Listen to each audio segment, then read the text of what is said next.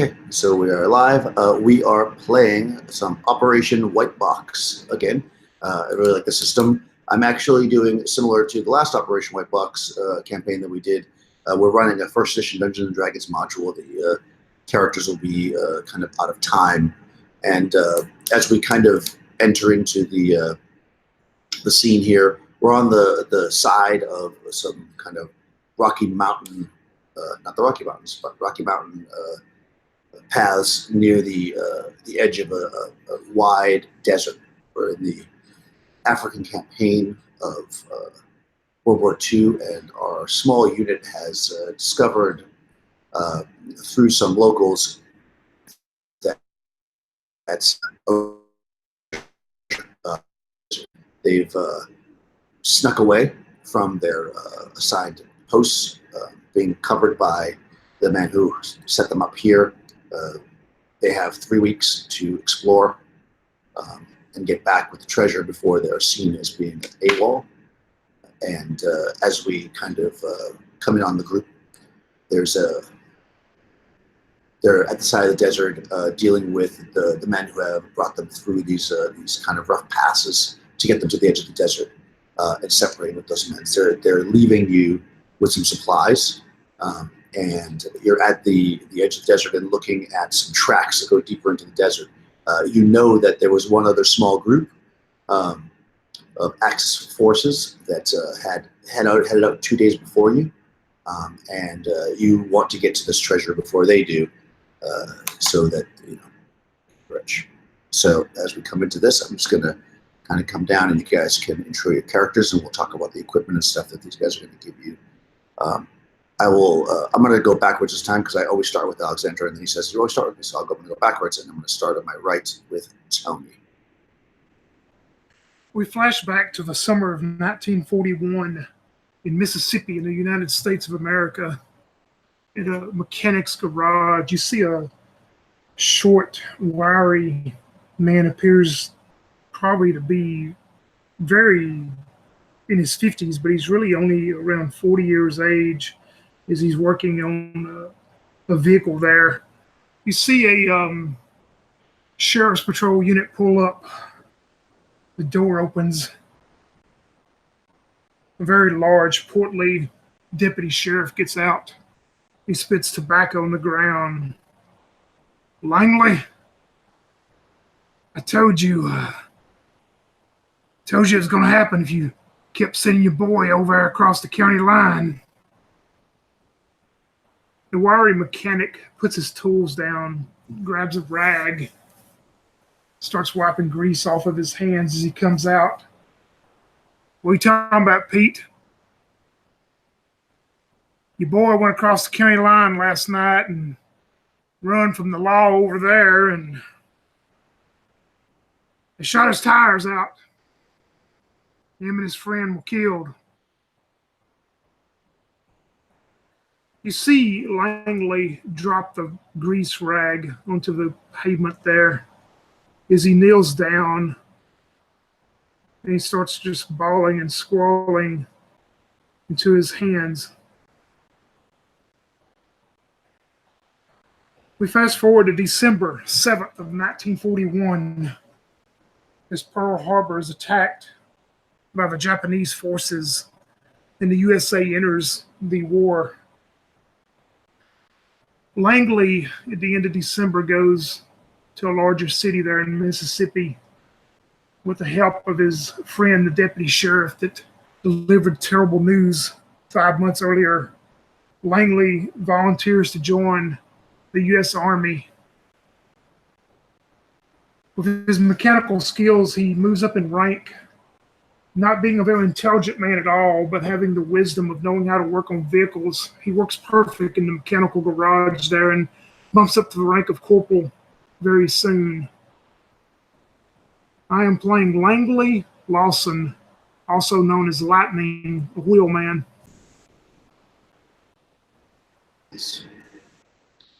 Okay, so we come over to Michael.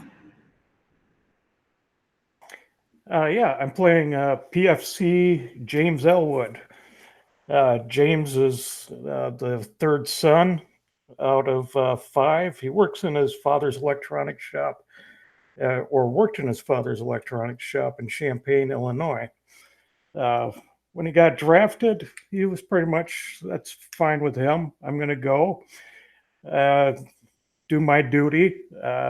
He was hoping that he would be in the same unit as his brothers, but somehow during basic they got split up, and he's ended up in North Africa with everybody else. He's a long-time avid golfer, very athletic in high school, and decided to be a little more, that brought him more the upper crust of life, even though he's basically out in the middle of cornfields chipping shots. Yeah, it's pretty much him in a nutshell.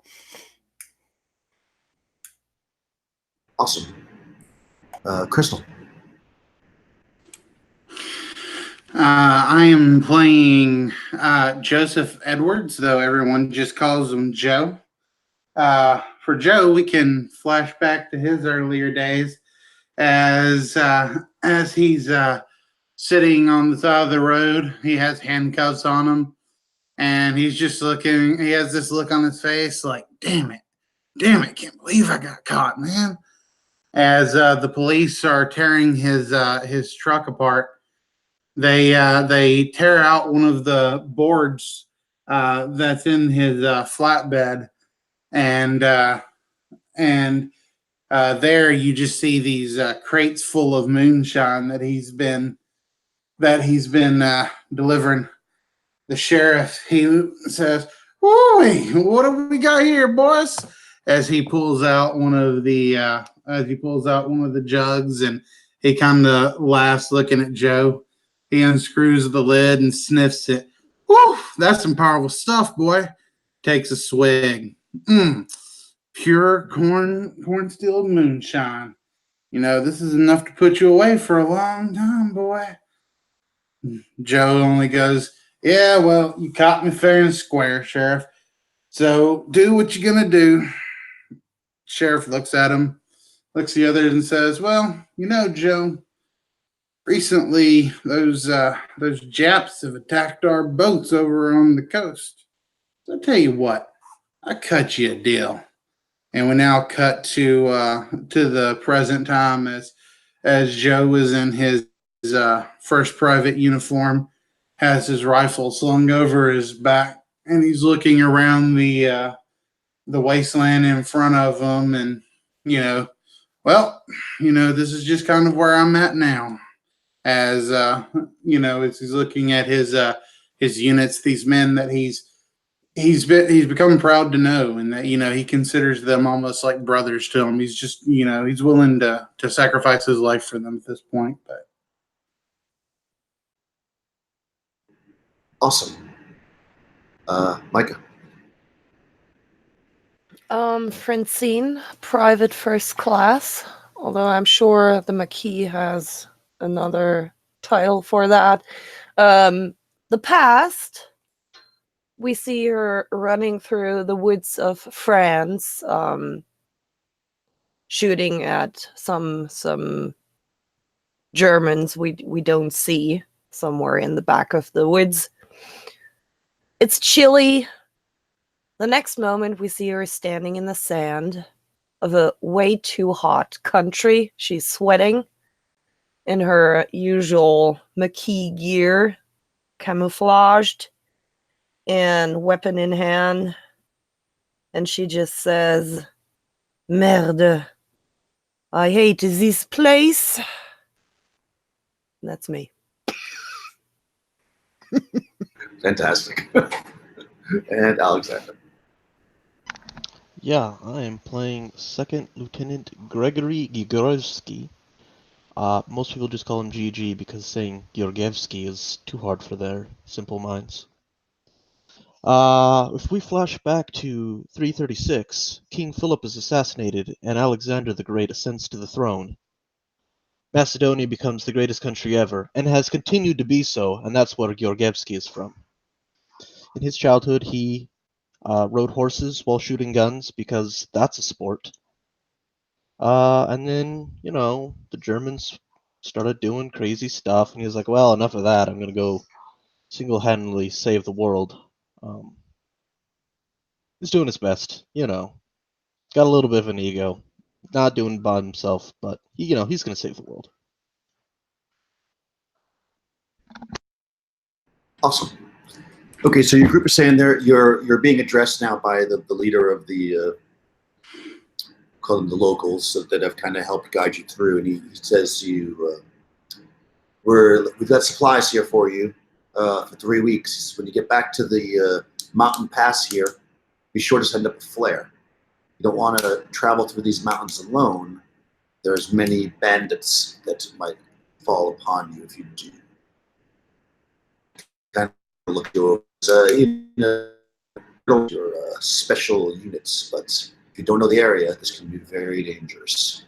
And he calls over in his native tongue to the group that's with him, and they bring you guys over some supplies. You've got each, so you may know this, you're each going to have a camel. You will also, and of course, you're also going to have enough water for 7 days. He points out that, and of course, the 7 days worth of water weighs a lot. So you're pretty much taking up most of the load of the camel. He tells you that, he's pointing at this path that theoretically the Axis troops have followed. He says there should be water and an oasis before you reach 7 days, but be careful. He also leaves you with some tents if you want to set up for, shelter. And firewood. And a map, which I'll send you later when you get closer. Also 3 weeks worth of food. 1 week of regular rations and 2 weeks dried rations. So this stuff weighs a decent amount, and if it comes down to it, we'll deal with that. We're not going to worry about weight right now, but I'll give you guys a list as you go. You can spread it out evenly amongst you. The camels can definitely carry everything. They also give you 3 coils of rope, 50 feet each. And he looks at you and he says, I guess he looks at the highest ranking person, which is probably GG, and hands you the flare gun. And he says, I will hear from you in about 2 to 3 weeks. He kind of steps back. Well, I appreciate it. See you in 2 to 3 weeks. And bows down his head a little bit. He looks at his group and says some words in the local language, and they start back. They're on horses. They start back up over the mountain pass. It's a little bit after midday. You're standing kind of at the edge of a desert. You do see in front of you again tracks. They look like they're from horses or camels, maybe a mixture of them, and they look fairly fresh. You would think within a day or so is how old they are. Where exactly did you say we were again? You said we were... You are in northern Africa. Okay, all right. So like dry heat. Yes. Okay, so after these guys are on their way, Joe kind of looks over to Francine, who's sweating like a pig over there. And he says, darling, it ain't so bad. Back where I'm from, this is dry heat here. You should try spending some nights down in southern Alabama, over where it's humid and the mosquitoes as big as your hands are attacking your neck. Now that's some tough stuff right there. Woo-wee, tell you what. You're proud of this? Well, I managed to survive that, just like I'm going to manage to survive this. I'm happy to know you will survive this. And I'll walk away. Lightning makes his way over to where the lieutenant is, and he goes, well, Lieutenant, if you could get us a Jeep, I could probably modify it and get us out there a whole lot quicker than these horses get us out there, Well, if you can get your hands on a Jeep, I'll say that it's all yours. Man, I don't want to be accused of stealing nothing. I got a past on me, Don't worry. We're the good guys. We liberate. We never steal. Yes, sir. Yeah, you would know that where you left all the units is on the other side of these mountains. You haven't seen any motor vehicles in at least a week. Okay, so look at this here. So you're basically looking across the desert. You guys have compasses and stuff. You're looking to the south. You see this path leads basically southwest, more or less. A stretch in front of you. Otherwise, it's hard to really tell distances in the desert and with the dunes and everything. But it looks like there's nothing, to say the least, in front of you, but just sand. I tried to climb on my camel. Do I need to roll a climb roll? No. Right now, the camels are standing. You do know that if the camels lay down, it might be bad news because they're not very friendly. Oh yeah, you can get onto the camel. Let's What time is go. it? What time of day is it? It's a little bit after midday, but it's also the summer, so the days are pretty long. Well, we might near get going then, because it's going to just get nothing but hotter. Yes, I agree. Let's get this thing moving. Move. And I wiggle on my camel. Okay. Why not move? Well, darling, let me see now. I've ridden me a horse or two back in my day. Let me see if I can get this going. And I'll pull on the harness and go. Yeah, the camels, slowly start to trot forward. When you do that. I'll look over at Francine and give her a wink. I do a thumbs up. So it's going to take you. Oh. Okay, so it's going to take you. Okay, I'm just trying to figure out the time here because they give you the time it takes you to cross a hex in the speed that you would never go because you don't go that fast on the camel. All right, so you start heading southwest, following the trail. As you enter into the desert, it's basically just stretching as far as you can see. These kind of like 10 gray mounds of desert.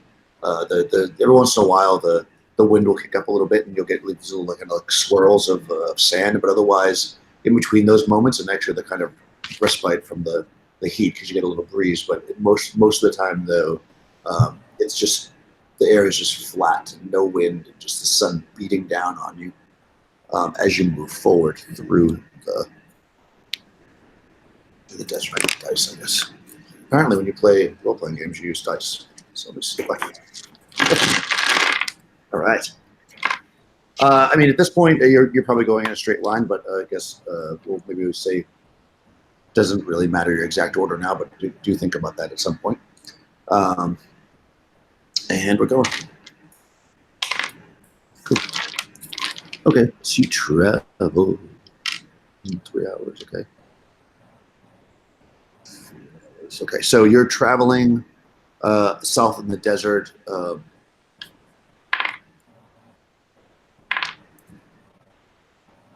For about 6 hours before you see anything of note. Again, it's all just basically, you have compasses, so you're not really too concerned with getting lost or anything. But as you start to approach, kind of like 6 hours, so you're looking at the sun starting to set, it's kind of off to your side, the long shadows are being cast by your camels. And you kind of look ahead, and it's hard to kind of make out at first. You think maybe it's just a trick of the eyes, but you see rising out of the dust, twin pillars of stone stand slanting at odd angles. Their surfaces are pockmarked in sandworn. So you're looking at these things. They're about 30 feet tall. And you imagine maybe at some point they were straight, but right now they're kind of like twisted. It's hard to say exactly how big they are because they're probably about a quarter mile away from you, but they are maybe like about 30 feet tall. Hey, Elwood, you one of them educated boys, ain't you? Well, you can call me educated. I'd appreciate it. I'm probably just smarter than you. if that's the way you want to look at it. They some of them old hound dogs smarter than I is. But anyway, you and them engineers, what is that up there? That they call stone. I'm pretty It's a sure. pillar. Yeah, they're pillars. Thanks, Brandon. Yeah. Well, I think it's just a good place for bandits to hide out myself. We ain't back in Alabama or Mississippi, boy. Yeah, you got me there, sir. I'm thinking it would be a nice place that we could secure the tent with if we're going to camp out for the night. Of course, that's not my call. That's up to you, Louie. That's a smart talking. Speaking of ambushes, as a sniper, Oh, I'm so, especially good at spotting ambushes. Does it look like an ambush? No. All right. I don't think there's an ambush here, but Just you can, the desert. Go ahead. The desert itself is so open at this area. I mean, there's dunes and stuff, but you don't see any, footprints or path that go off in any direction except straight ahead of you. And those seem to go directly between the two pillars. And they're not so wide that you think something could really possibly hide behind it very easily. So you don't think so. It doesn't look very ideal unless something set up a long time ago. You don't think anything is out of whack. Yeah, I think we'll be fine. It was midday 6 hours ago, so some of y'all are probably getting tired. I guess we can set up camp over there. GG, did you just say y'all? Are we bringing up this other than you finally? I'm doing my best to take on your affectations.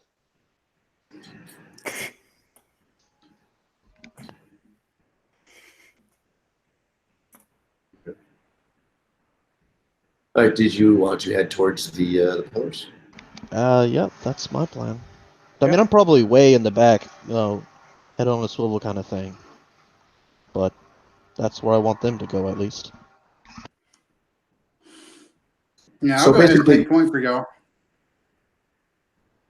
Okay, cool. So like this path that you've been following that seemed to be a mixture of horse and camel, and throughout the day you've been traveling, you occasionally see areas where there's human footprints as well. So maybe they got off the mounts and walked a bit. This path seems to go directly in front of you and between these pillars. So if you were to follow it forward, with the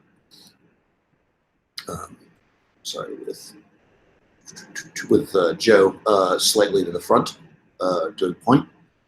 Joe, you get to the pillar first. We'll say maybe like 100 yards in front of the rest of them or whatever. And you can see that they look like they've got, they're beat up and worn down from the many sandstorms. It looks like there's some kind of ancient writing carved into them as well. And you definitely see that the path that you guys have been following go right between them. Miss Francis, is that written in French? Yeah? Can you read that? Oh, let me see. Oh, now I have to get back on the camel again. So slide down. And I get a look. Okay, so you got to go up to him. What's your intelligence? In 12. Okay, so you're going to have a 30%. No, 12. You're going to have a 40% chance to be able to understand that. Okay. No. 53. Yeah, it looks like something maybe you saw in some kind of history book, but nothing that you really understand at this point. No. Sorry. Anybody else would? Elwood. Simply not French, though. Yeah, Elwood will check it out. Okay, so what's your int? 16. Oh, wow, okay. So 30, you got a 60% chance. 60%?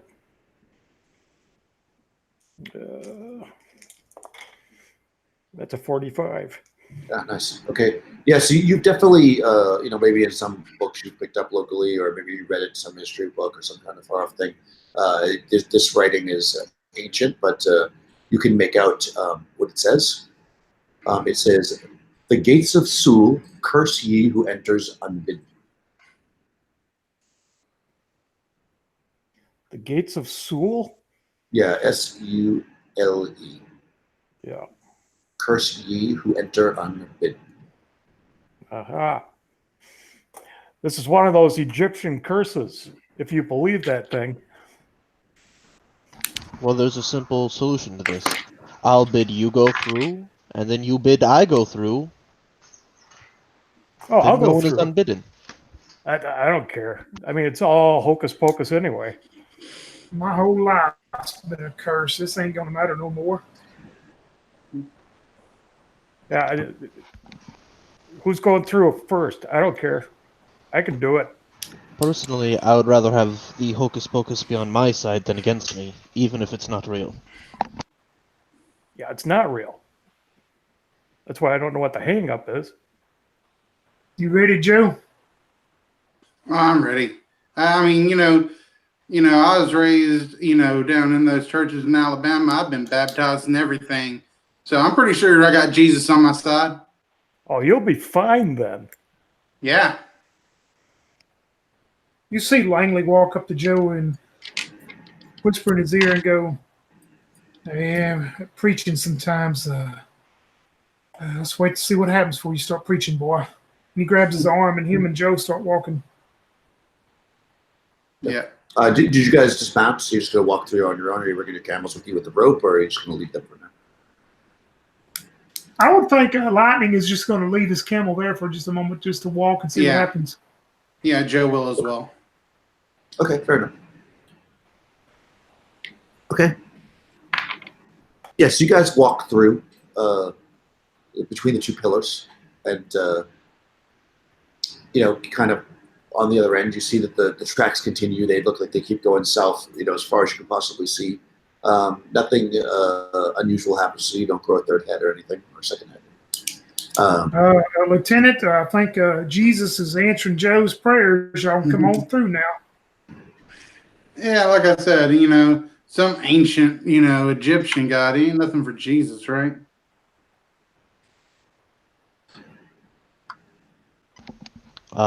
Gigi whispers to himself, I bid myself through as he goes through. Okay, you bid yourself. Perfect. All right. Everybody else passing through? Oh, yeah. Cool. All right, so as the fourth one of you, so basically that would be our engineer, passes through, suddenly you guys hear the wind pick up heavy, and dust starts swirling everywhere around you guys. It's swirling all around you. You got to kind of like pull up something over your face or something to get them out of your eyes. Grab them camels, Joe. We don't need them to run off. Okay, you're right. Who's going to wrangle the camels? You going to run back to them? Yeah, Joe will run back to him and go, damn, I guess Jesus ain't paying attention. Okay. Hold on. So you're going to try to, I guess, so you guys are on foot. Everybody else is on their camel still? No, I guess Francine got to. Yeah, you got off your camel as well, right? Gigi didn't get off his camel. There's no reason. Gigi's on his, right? And I guess. Yeah, Elwood didn't get off either. Unless you were going to make me get off to translate. But No. You could have done it up there. Okay. All right. So, any of the loose camels? Francine, you're going to try to hold your camel? Mike? Did she fall asleep? Uh-oh. She's muted. Maybe she stepped away. Okay. All right. So let's do. We'll do Joe first. All right, Joe. You're going to try to grab two camels. Yeah, I'm going to go ahead and try and grab those camels. Okay. So give me a 50% chance for the first one. You're going to give me a 50% chance on the first one? Yep. 50% chance that it's you can roll either over or under, however you want to do it. All right. Nope, I failed. Okay, so the first one is either gonna see the guy. Yeah, it runs. So go for the second one. Same thing. All right, the second one I got. Okay, so you grab one camel. The other one is just too much. It takes off into the sandstorm. And by the time it's 10 feet away from you, you can't even see the thing. So in fact, you ran back to get it. So probably just because of the distance, Langley, you don't even see Joe by the time he's at the horses, or the camels rather. The storm maintains for about 10 minutes, so not too long. And when it's over, you notice that one camel is now missing, and most of this trail that you've been following has been wiped clean. All right. Well, I tried to grab my camel first, so I'll pull on the little leash of the camel I did get, which I'm going to say is Langley's, and say, "Well, sir, looks like I'm without a camel now. Managed to save yours, though." We can take turns riding this one, I guess. Okay, and also you basically lost 3 weeks worth of food. One for one person, so you'll be a little bit low on your rations. Food and water. And, of course. But it is near the end of the day. Did you want to try to pick up this trail, or did you want to camp, or what's your plan? Well, it was midday 6 hours ago, so is the sun going down? Is it getting super dark? Yeah, it's not super dark, but it's definitely getting lower in the sky. Well, might as well set up camp then. You don't be running around in the desert at night. Gets real cold and you get real lost. Elwood said this would be a good place to stop. Yeah, but I mean, also, it's going to be easier on us if we keep traveling at night. I know you said it's going to be cold, but I don't know. Freeze or bake? I'd rather be cold.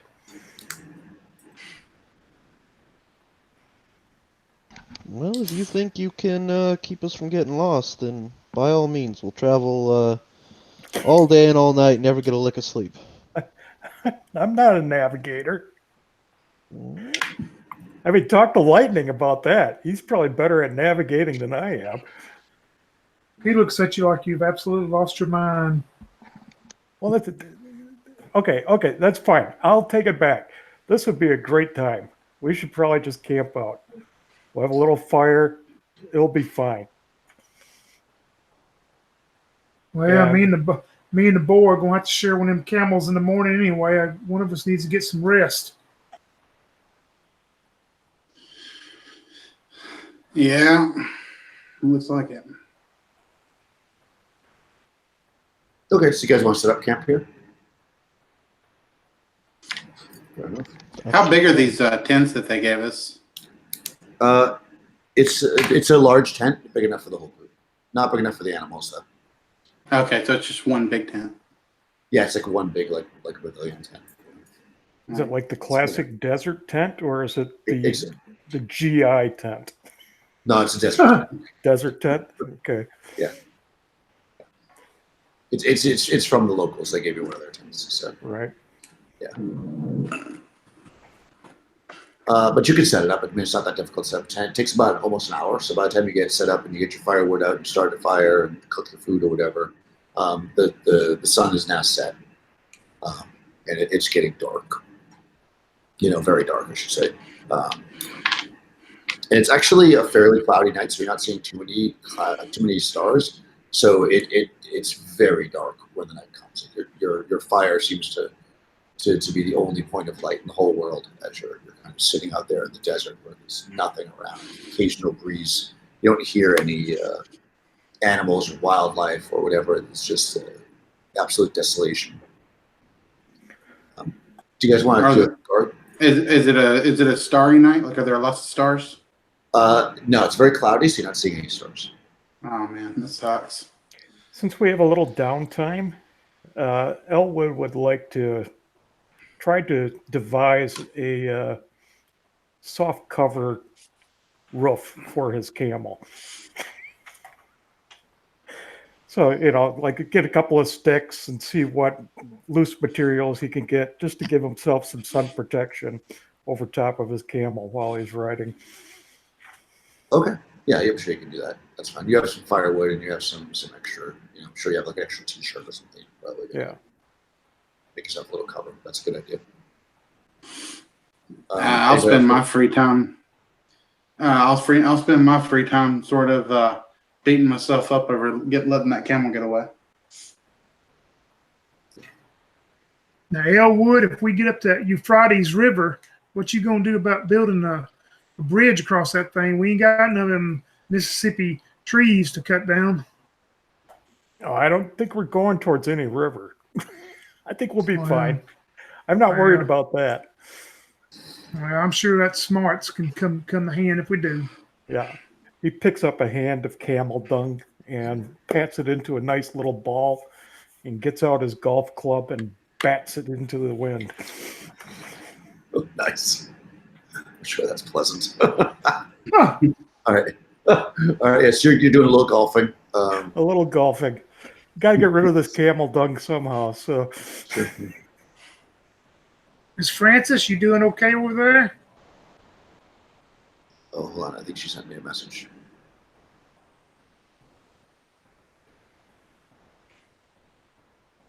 Sorry. She might have fallen asleep. No, she sent me a message. Something happened. Oh. I know she was installing your software or something.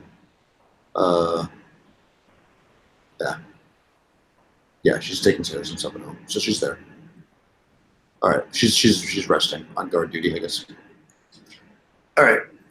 Okay, so are you guys gonna? I'm assuming you're doing some kind of guard roster. Lieutenant, how you want us to set up tonight? Well, I'm not quite as tired, so I guess I can go first if you want, or I'll take middle. I'm not one of those super hands-on bosses, you know? We can do I whatever. know that, but I always believe in that respect, you know. Trust me, I appreciate it. I'm just saying if you have a preference, let me know, and you can probably have it. I'd like to see the sun come up in the morning. So I guess I'll take that last one. All right, last watch is yours. I can take the first watch. First watch will be yours. And then I'll take middle and, yeah, between the two of you, you can decide who goes. Third or fifth? Third or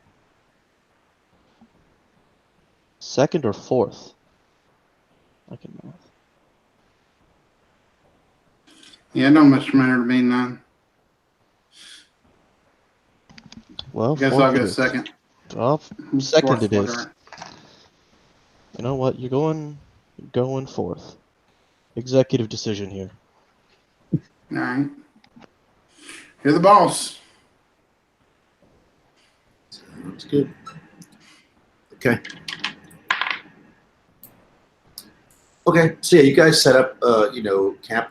It's eerie and quiet, and as your fire starts to really burn down, especially as the night progresses, you just have that the glowing embers. It really feels like that you're someplace distant from anything around, except for maybe the sound of some of your companions breathing in their sleep. It feels like you're just up sitting in nowhere, where nothing exists. And you take your time. You guys do your shifts, and eventually the sun rises. Good. I was gonna role play some, but never mind. Go ahead. I was gonna say if while they're sitting around and they have this thing of like nothing being around, that Joe would say to Langley, man, sure is creepy out here. I'm used to those nighttime critters, owls hooting in the trees and crickets, chirping in the grass. I don't like this not hearing nothing. Yeah, I quiet out like watching them June bugs light up at night too. I ain't seen none of them over here either. Mm. Yeah. No, too quiet out here. I couldn't live here. All right, we'll make it back home one day, boy. Trust me.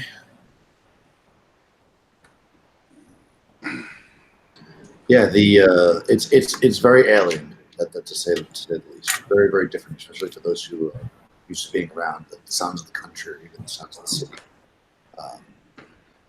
You're fairly confident on your guard duty that you're not going to get snuck up on, because any sound that's out here seems to travel forever. So the night does pass, maybe not as quickly as you'd like, but it passes. And as the sun rises, while Lyland's having his shift, you can see that the camels. See,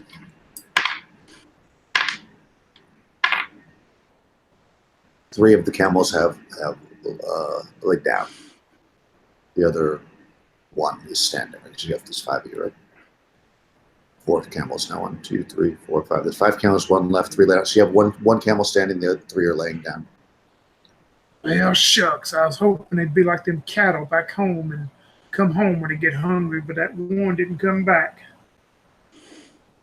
Yeah, I have a feeling that out here those things can probably survive on their own.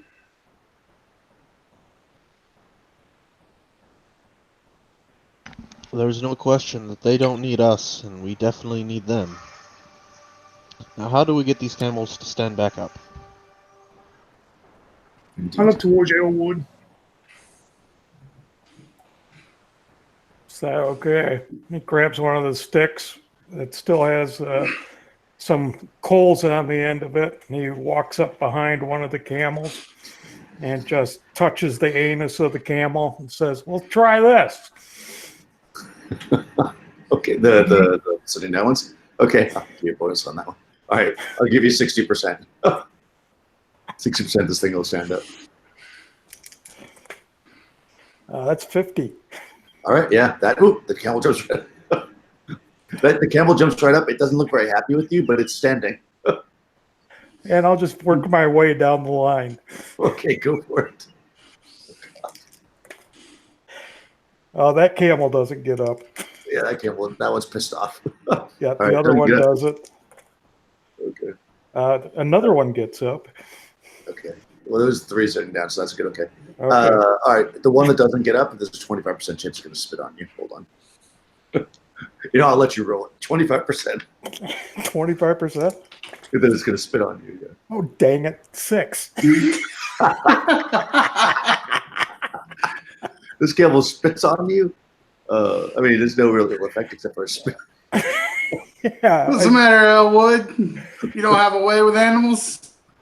Yeah, I wish I had my goggles on. Man, Take that's the better than back them. of my hand and, That's better than them Hereford bulls running you over. well, hey, they're up. I don't know how you're going to get that other one up, but That's the lieutenant's camel, ain't it? How the hell can Yeah, you tell the that's difference? it looks like an officer's camel. All right, if he doesn't respect you, let's see if I can get it Yeah. up. Are you going to poke its anus with your stick, or are you just going to try to stand it up?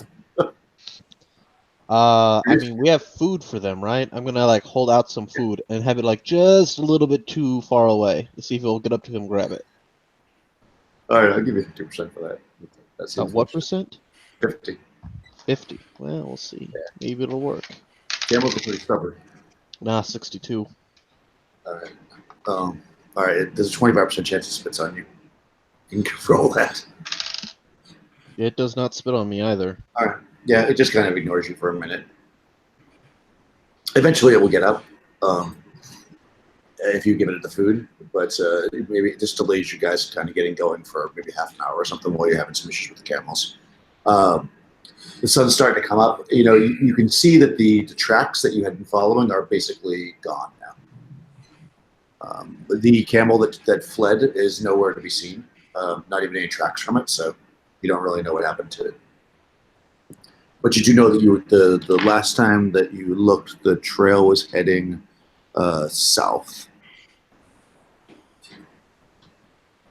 So, Well, we have a map of where to go, right?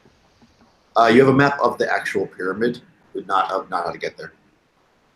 Okay, but do we know where to go at all? Well, you know that they were headed south. Yeah, you know that it's south of where you started. And you are pretty much on track, so you feel like if you go due south, you'll probably be fine. Yeah, south. And you have compasses, so you don't have to worry too much about that. This part of it's not that bad because I gave you guys compasses. So if you head south, you just don't see the trail, so you don't know if they went which way they went. If they continued south, you've been told to go south. but eventually it's going to be a pyramid, and we could see it if we crested a hill, and there'd be a pyramid. One would imagine that you'd see a pyramid. from a distance, yeah. I'm letting you know that I'm confident. I'm pretty sure one of you even has binoculars. I have a scope on my gun. Yeah, probably. Yeah. You and Elwood, y'all the smart ones, y'all can read those compasses and get us there. Mm-hmm. Hey, who took the submachine gun? You don't. There wasn't a submachine gun. Like you could choose to have a submachine gun rather than a rifle. Ah, Yeah, somebody wants to do that. One of you could do that if you want. Yeah. well, I'll take it if nobody else wants it. All right. Yeah. Why not? That's fine by me. I'd rather have a trusty rifle myself. Why say it when you can spray it? Exactly. Okay. Yes, you guys are traveling. Let's see. You guys going to go to the south as directed? Well, hopefully they lead us the right way. Those compass boys. Wow. Okay. Wow. You guys making really good time here. So even with the lack of a camel, you're short one camel switching back and forth. You're traveling, and it really feels like you're not even on planet Earth anymore. It's like this is so foreign to any of you. It's just sand, more sand, and then also a little bit more sand. You crest these hills hoping to find something, these dunes of sand, only to find more sand. But after traveling for about 9 hours, so a huge portion of the day, just taking breaks, etc., you see lying in the sand in front of you, maybe a few hundred yards in front of you. You see it's half buried. You see an obelisk. It's kind of, again, sticking kind of partially up out of the ground. The top of it's kind of pointed southwest, and it does look like it has some more of those kind of strange runes on it. What is that up there? I'll ride up to it and see what it says. Okay, so you had a 16 hit, right? So you got a 60%. It's 45. So you can read these again. They're in the similar writing as before. Let's see. All right, so it says, "Here lies the road of the kings to the garden city of Hazar. Whilst there lies the road of Terbaka, keeper of the pyramid. There's directional arrows, but they're worn off, so you can't really. There's like you see like what probably was an arrow, but they've since been worn. So this is like a road sign pointing in two different directions. That is kind of unclear. You think that they're pointed kind of to the east and west, but it's kind of hard to say because the thing's leaning. Right. I'll relay the information. Who's them people you talking about, though, Elwood? We didn't talk about it up to 6th grade that I got in. So that's okay. We got better schools up where we are. Well, who's them people's names you mentioned? I ain't never heard them name. Yeah, so where you want to go, Lieutenant?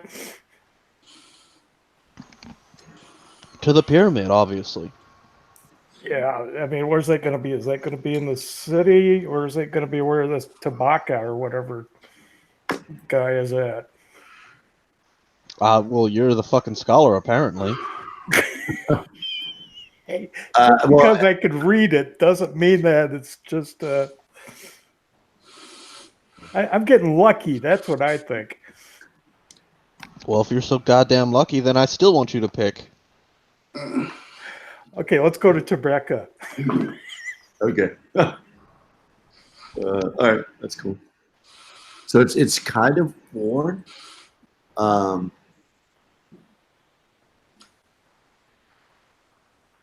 So it's not really clear which direction that is. It looks like it's headed in the direction of east.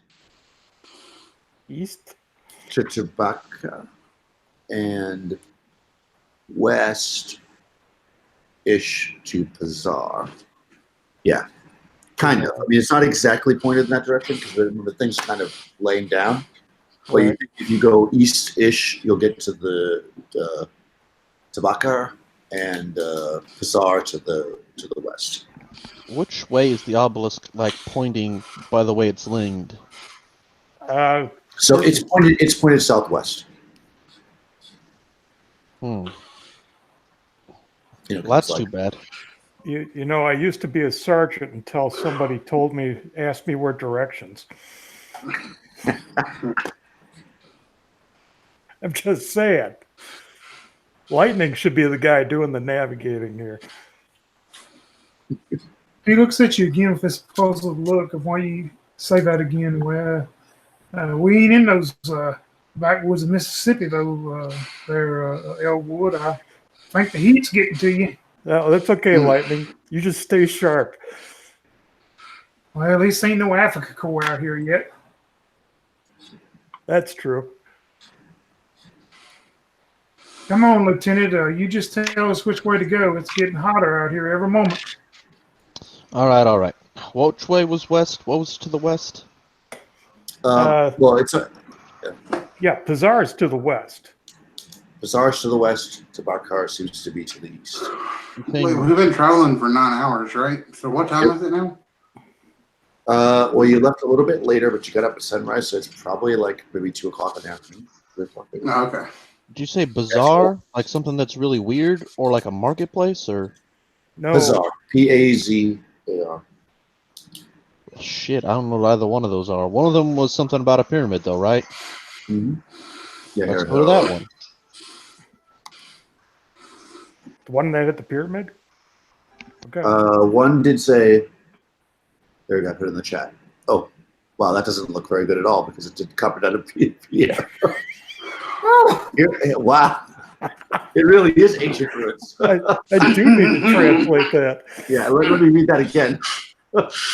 Here lies the road of kings to the garden city of Pazar, whilst there lies the road to Terbakar, keeper of the pyramid.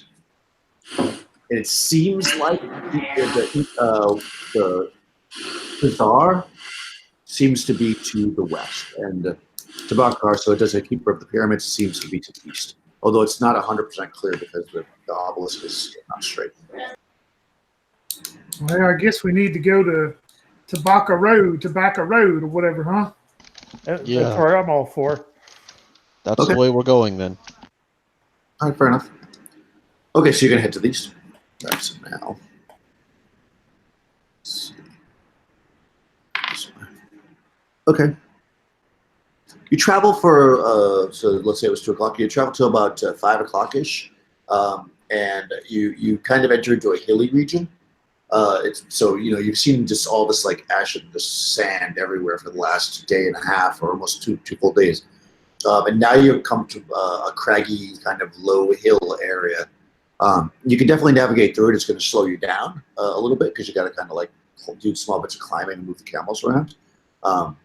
But that's kind of blocking the way to the east, if you will, if you want to continue to east. You could go around it though, either to the north or the south. But if you go straight through it to the east, like you're continuing, it's going to slow you down significantly. How much out of our way would it take us to go around it to the south?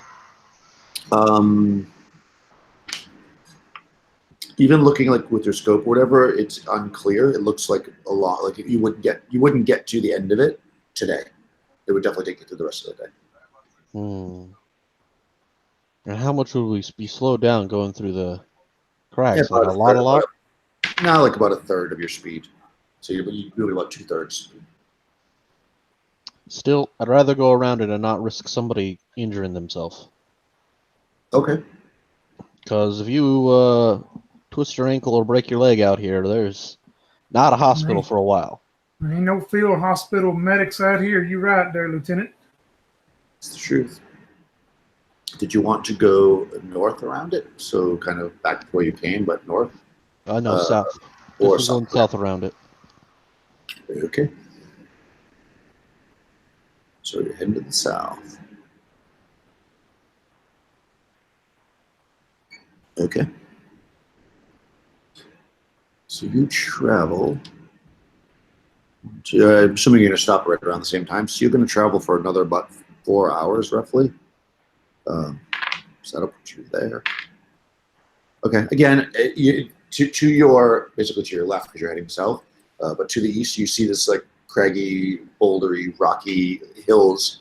You're traveling on the kind of smooth ashen sand for the next several hours until you reach a point where you know that you're going to need to start like set up camp. You want to get the tent set up and everything. You're not near any kind of a any shelter really here. So, but you can set up your tents. Your tent right in the middle of the desert. That's what they're designed for. So yeah, if that's what you want to do, unless you want to travel into the night, because there had been some talk about that. But If we moved a little bit closer to the crags, would there be a good place to set up the tent, just inside of the crags? roll a d6 if you want to look. I got a 2, so maybe. Yeah, you actually, as you're searching around, you definitely see some like kind of not necessarily a place that you can set up the tent, but you see some caves that you could set up and not have to put the tent up if you want. All right, yeah, I'm gonna lead them over to these caves that I found here. Now you better let me and Joe go in there first. Make sure there ain't no woolly mammoths. Yeah, definitely Yeah, don't want to sure. run into a woolly mammoth. Make sure no bandits have set up in those caves before us. Okay. You guys want to check the caves out? Everybody's going to stay back, and you're going to kind of make an approach to the cave, I guess, hopefully. You might want to have someone hold on to the camel there for you, Lightning. Now, I don't want to lose another one. Elwood, he's good with them. I'll let him hold that rope. Yeah, I'll take them. Okay. Then you guys are going to approach on foot. You take the left, I'll take the right there, boy. Sounds good. Cool. All right, so you guys approach the this kind of cave mouth that you've seen. It's kind of set down a little bit, so you kind of come up from either side into it, and you're kind of looking down. Some of the rays of the sun from the end of the day are kind of lighting up the first few feet of it, but then it starts to drop off in the darkness beyond. It's pretty wide, maybe 30 foot at the mouth, but it looks like it kind of narrows in pretty quickly from what you can tell. Kind of made out of the same kind of rough, craggy stone. But you can't. You're out in the bright light. It's inside a cave, so you can't see much inside from where you're at. I'm gonna look over to Lightning because I assume we've kind of split up, and I'm gonna do hand signals that let him know that I'm gonna take point, and I'll shoulder my rifle and pull out my handgun and my flashlight and take a tactical approach. With my flashlight under my handgun, I'll walk up to the cave and start looking around, see what I can see. Okay, perfect. Kind of get closer. It's a little bit slippery as you kind of go down, like some rocks fall and stuff. But you're being stealthy. You have your flashlight going on. You approach the mouth of the cave and you kind of shine your flashlight in. It looks like it goes in about maybe 30, 40 feet. So you're seeing kind of such the back of the cave. It's not perfectly smooth. Obviously, it kind of comes in and out, jets out. You do see what looks like kind of like the floor of the cave is mostly stone, but there's definitely some sand in there. And it looks like somewhat disturbed, like maybe something had been in there, but you don't see anything there currently. Is there any strong smells, like an animal's been there, like used the restroom there, something like that?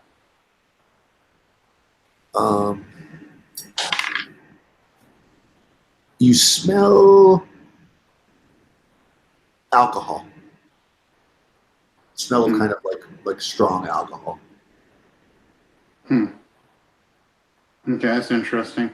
I'm gonna signal to Elwood to basically keep his eyes on me, watch my back, and I'm gonna go in a little bit further. I want to see if I can find the source of this smell. Okay. Would Langley be able to smell that alcohol from the entrance of the cave where he's at also, due to his background also? Probably not. I mean, how close did you get? I'm imagining you're kind of up at the edge, not like into the cave. So Yeah, I didn't go exactly into it yet, correct? I would say no, because where you are, it's not really permeating. Yeah. Yeah, if I get the signal to keep watching, then I will. Is Joe? Okay, perfect. All right, so just you approach in, and you can actually, as you're inside, you can actually see that it looks like there's an area where you can make out some like footprints, human footprints. And you see like some areas where the sand is disrupted, almost like pushed into areas. You can see like almost like the shape of where bodies may have laid on it, like maybe camped here or something.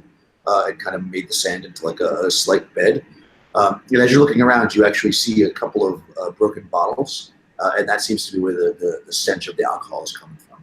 It's like they finished a bottle and like threw it against the wall and shattered it, and like you can kind of smell it there. Can I like determine how long it's been? Maybe since. Yeah, you would know based on your obviously your clear background that alcohol would evaporate pretty quickly. So you don't think this could have been more than it had to have been like today, maybe even hours ago that this was done.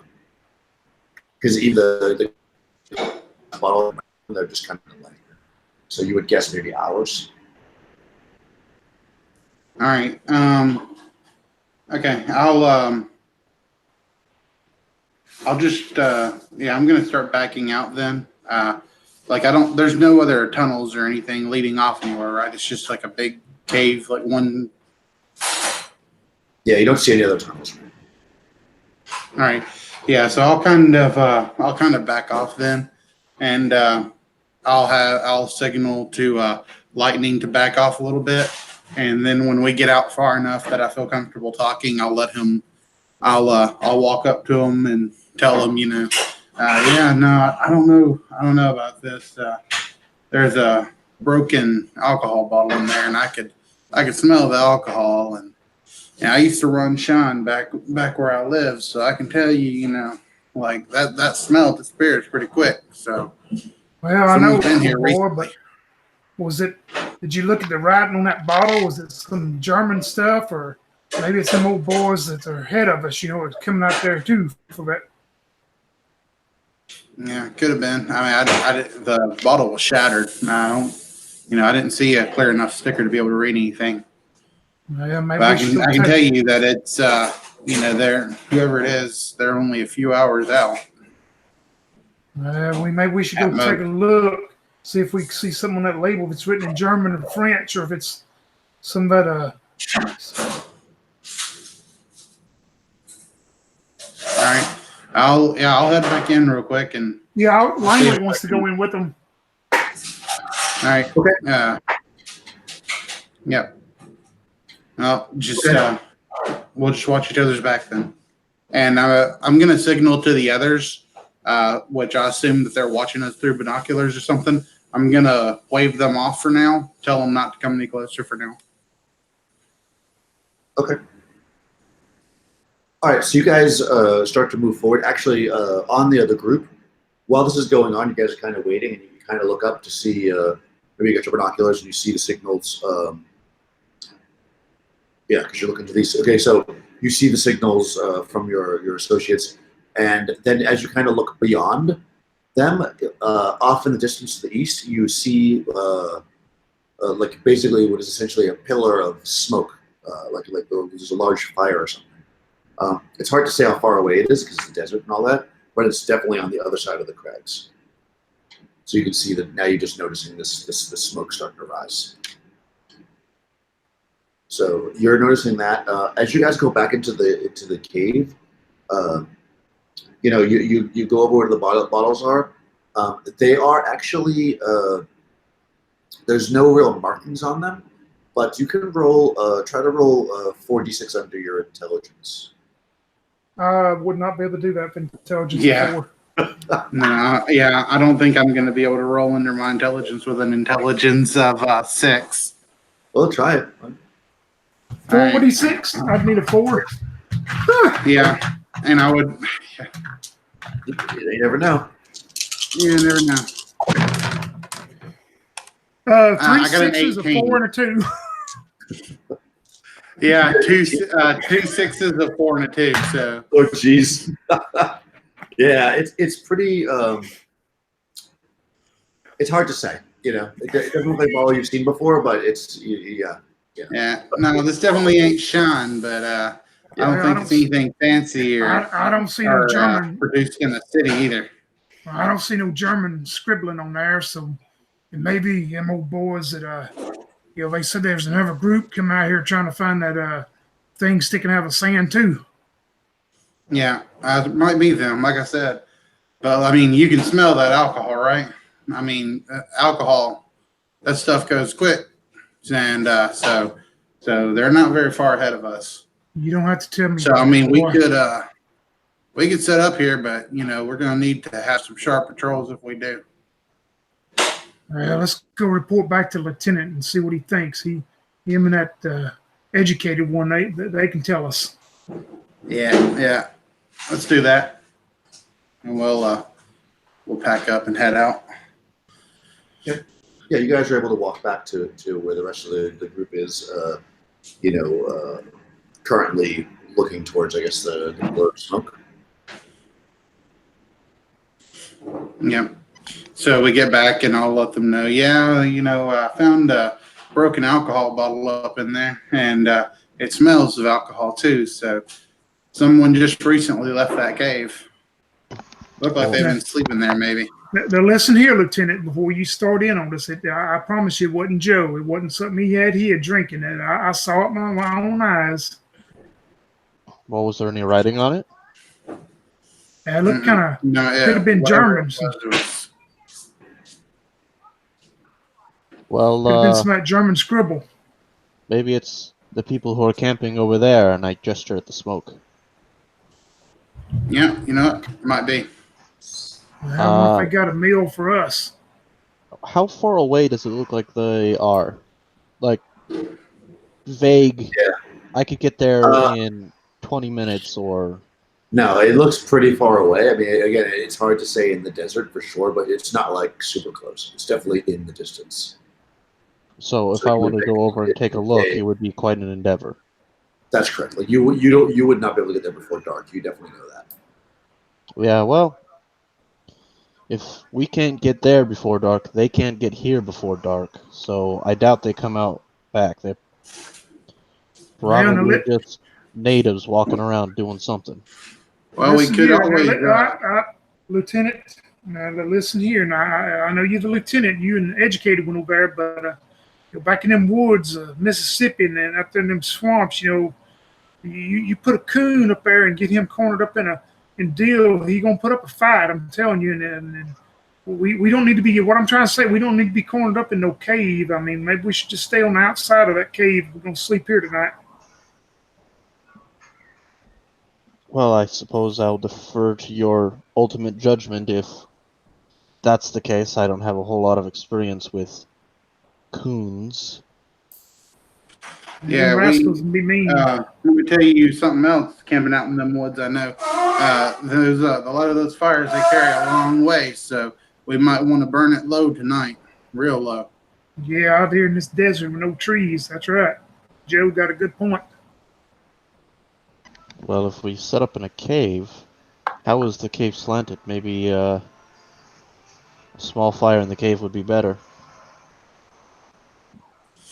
Well, I mean, the cave would might prevent the light a little bit, but but then there's that chance of being cornered, and we won't be able to see anyone coming around us either. They'd be able to, chuck a grenade up in the mouth of that cave, and that'd be all they wrote for us. Yeah, it's like making some of that sweet tangy barbecue too. You got to, if you're gonna have a pit, you got to have some kind of ventilation, that smoke to come out. Heck, we can put a fire down in a sand pit, and it'll be harder to see. Well, it sounds like you boys have a lot more camping experience than I do. Yeah, well, when you are running from the law, you can't always afford to stay in a hotel. Well, I've never ran from the law, so I don't know what that's like. All right, Joe, don't do that no more now, Lieutenant. Yeah, What you think, Miss Francis? I'm super sorry. I was AFK for over half an hour because of my dad. I don't know what's going on. I'm sorry. Well, Well, Miss there's Francis, this, you think it'd be best that we camp outside of this cave, or you think it'd be best we go inside this cave? Joe found some broken up liquor bottles in there, and we don't know where they come from. I thought it had German scribble on it, but he says it ain't. That would sound like a secure space from the wind and the night, and apparently it's abandoned. So why shouldn't No, we but sleep with a it roof hasn't over been. our top? It hasn't been abandoned for a little while because that alcohol, it smells strong alcohol in there. Well, but It now means that they must have just left, like recently, like in the past few hours. but that would hopefully mean that they don't come back so soon, right? I mean, maybe. Like I said, I mean, I feel better on the outside myself. Yeah, I'm gonna camp on the outside too there, but I'll take my watch or somebody else's too if I need. Yes, we can place a watch in front of the cave. I mean, we have to take a watch anyway, so I just think that makes the most sense. yeah. So one or two sit in the front of the cave, and the rest can rest in the cave itself. I'd say. That way makes the most sense to me, but these Americans have ideas from their woods that there will be raccoons in there and they don't want to fight raccoons or something like that. You can't handle a raccoon, gentlemen. Miss, Miss, have you ever tried to fight a raccoon? I don't mind the lieutenant. Because let me tell you something. Them raccoons, them are vicious animals right there. I'll be really honest with you, I don't know what a raccoon is. At that moment, I squish like a beetle or something under my heel. Oh. Well, you've been quiet over there, smarty pants, Elwood. What's your thoughts on this? I'm letting you guys work it out. And he goes back to packing his pipe and just chuckling to himself. All this talk of raccoons and barbecues, and he's Now, loving no this. one's mentioned barbecue. Man, I would love a good barbecue. What do you think, Lightning? We're gonna have to invite these boys down for a barbecue once we get home. I thought you said we had to make a barbecue pit. Well, I was talking about that barbecue. Fire. I said that barbecue. I said that barbecue pit. You got to have the smoke. The smoke got to have a place to go. And that cave, you build a fire up in that cave there. It may not know where to go. Yeah, it'll be pouring out the mouth of the cave real thick. Yep. But anyway, Lieutenant, we'll be okay. We've always made it this far. I'm just gonna stay outside tonight, though, if you don't mind. Yeah, same here. I'm gonna keep Lightning company. Alright, well the other thing about having the fire in there is by the time we're ready to light a fire, it will be dark and you can't see the smoke in the dark. Yeah. I'll have a small fire out here. They won't be able to see our fire neither. I bet the raccoons can. I ain't never heard of no raccoons over here in Africa, though. Yeah, me neither. Even if they could, raccoons tend to run away from fires. Yeah, we better make a big one then. Nah, we don't need no big We don't one. want to attract those people. Have you not been listening to anything we've been saying? Elwood could barely stay on the camel. He's laughing so hard.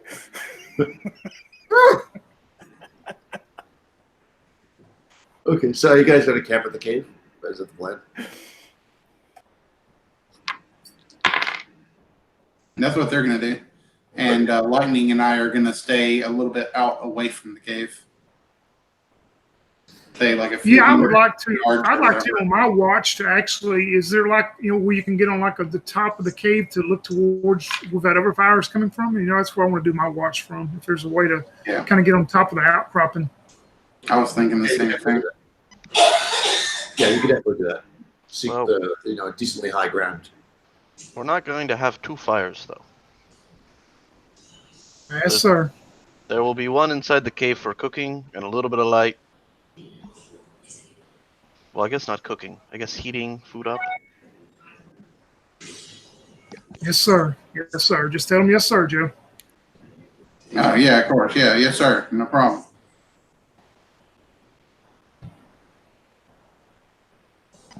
All right, then. Wake me up when it's time for my watch.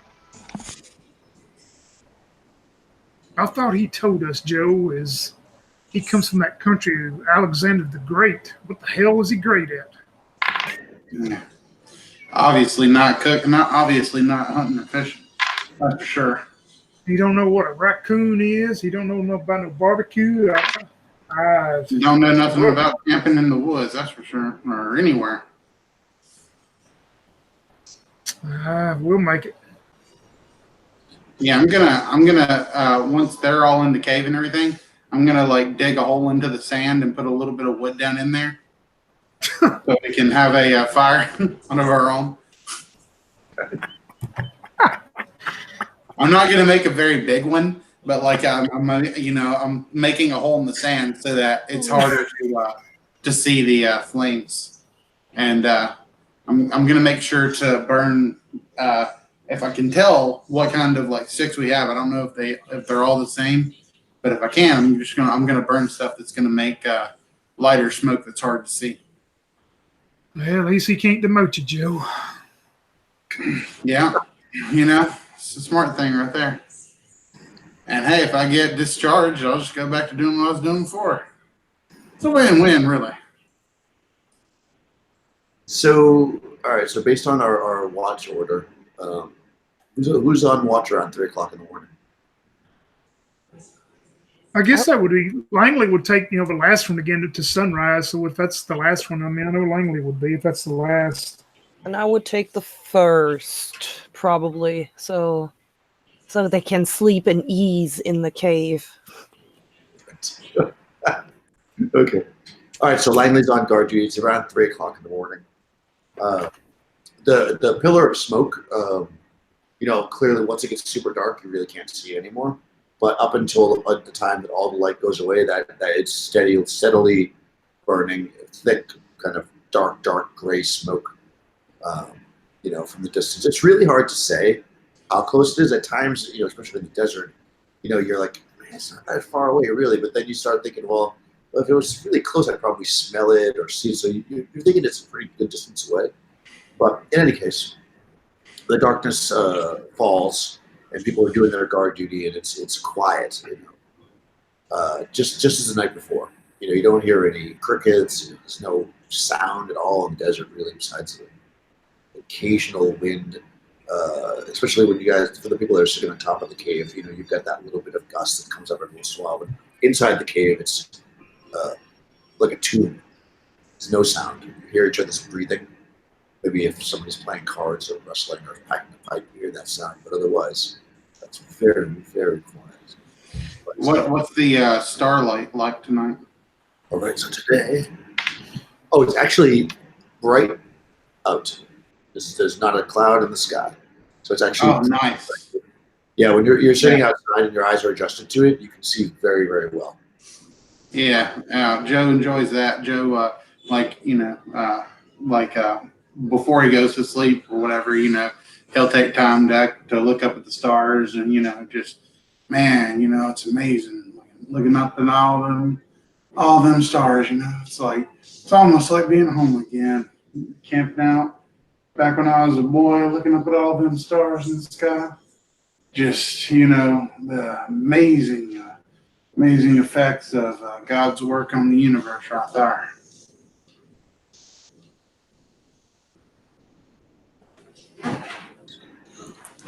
Okay, so around 3 a.m.-ish, as Langley is on duty, you're kind of standing there, and you're not even sure how exactly, because you're kind of looking in the direction of maybe you wipe your eye, or you take a sip from your canteen, or you blink, or you're not even exactly sure. But suddenly, about 100 yards or so off, you see the outline of a man. He seems to be walking across the craggy ground, more or less in your direction. It's bright for the nighttime, and your eyes are adjusted, so you can see decently with the stars. It doesn't appear to be a military type, from what you can tell, because he's not carrying any kind of weapon, further than you can see, nor is he carrying a backpack or anything like that. So it seems And it's almost just one. You said just one figure. just one man, and he's walking. He's got a long beard that you can make out. You can see that he's in some kind of robes, but and he's too far away to see a lot of detail. But he's definitely walking. Yeah, I'm gonna snuff out the remains of our little fire that me and Joe had there, and I'm gonna wake Joe up. And we got company, boy, but be quiet. He closed in on me before I saw him. He's coming. At just one of them. Let's go up there and surprise him, though. Yeah, Joe will grab his rifle and make sure his gun's on his side, and he'll signal to let Lightning know that he's going to be silent. Yeah, and I'd like to see if me and Joe can, one of us go on the right, one of them on the left of them, and try to sneak up on them and hopefully surprise him. I hope. Okay. Yeah, so you want to kind of like spread out and go around him. Yep. Yeah, he's walking kind of at an angle past you. So I guess one of you kind of just maybe go around this way or whatever. But you kind of get in the position to kind of an ambushy kind of formation. And he doesn't really seem to pay any attention to you. He seems to be walking, maybe deep in thought. He's looking to the sky. But when he approaches within about 15 or so yards of you, 15, 20 yards of you, he stops. And he kind of turns, looks at one of you, or directly at you, even though you're like behind a rock. He looks right in your direction, then turns towards the other one and looks. And then he just stops for a second, and he kind of puts his hands out like this. He says, come and hear my sad story, visitors. And he's speaking in regular English, or? He's speaking in English. Yep. He's got a bit of an accent, but I don't do voices. Well, you listen here, mister. We don't want no sneaky stuff. You just keep your hands out there. And I'm going to come out to where he can see me and approach him, and hope he keeps his eyes on me as Joe maybe continues to try to sneak up closer to him. Yeah, I'm gonna, since we're so close, I'm gonna shoulder my my rifle, and I'm just gonna have like my hand on the gun, and like I'm gonna pop the button or whatever. I'm not drawing it yet. I just have it ready to be able to draw if I need it. And so as Lightning walks out, I'll kind of come around just a little bit, hoping. I know he's already looked in my direction. Like, I could tell he was looking there, but I'm thinking, like, could he really know I'm here? So I don't know yet. But I assume I'm pretty close at this point. So, like I said, I have my hand on my hip piece. Okay. Yeah. Since Langley kind of stepped out first, I do have a weapon beat on him, or yeah, Lightning's going to have his weapon kind of cradled down, in his arm as the barrel's pointing to the ground. But he would definitely jerk it back up if need be, real quick. Okay. Yeah. So you start to walk towards him first, and he turns and looks at you. He's got his hands like this, kind of. I don't know if you can see me or not. Yep. Yeah. Okay. He'd like almost like a prayer thing. And he turns towards you. He does not make any effort to turn when Joe comes out from behind him. So you don't know if he can hear him or not. He doesn't really make an action. And he waits till you get fairly close to him. Maybe like 10, 15 feet away from him. And then he looks at you, and you can kind of see now. Your eyes have adjusted to the dark with the bright stars out. He's got this long kind of unkept beard. He's wearing these like kind of robes that you would identify as maybe like local, kind of. They're definitely not any style that you've seen there. They look old and torn and ragged. And he says to you, I am Amun Ray, son of Takosh Ray of the House of Montpelier. These rags you see are but my shadow, which has walked these lands for time uncounted, in search of mighty men of valor to plead their aid. So like this. Well, you're gonna have to repeat all them names to the lieutenant. I ain't good with names that you just spouted out. You can call me Lightning, but I'll tell you ain't one of them pretty German boys for sure. But won't you come on down to the follow us on down to the rest of us and talk to the lieutenant? I think he's gonna need to speak with you. Him and the smart one we got. Kind of bows down his head and he looks at you. He says, "Not German. In my time, I was Pharaoh of this land before you. It was green and beautiful land, blessed by the gods of heaven westward, with the wondrous spring that gave life to the land and nurtured the crops. Yet robbers did raid the tombs of my forefathers, and take from them tokens of their passage to the land of death, thus keeping them from the reward of the afterlife. You can blame them Africa Corps boys for tearing your land up. It ain't us. We just over here trying to get them out of here for you. But come on down to the camp now, and I'll whistle out at Joe, but everything's okay." Yeah, Joe will step out. And now he's still not too sure. He's still sort of got his hand, on his just on his weapon ready. Says. He seems to understand that you want him to go to your leader, so he stops and he looks at you and he says, "Are you the men of valor that I seek? Bring me to your leader." Yeah, I would say me and this boy here, we both got all kind of bravery and valor, as they say. Mm-hmm. We've seen many things in life.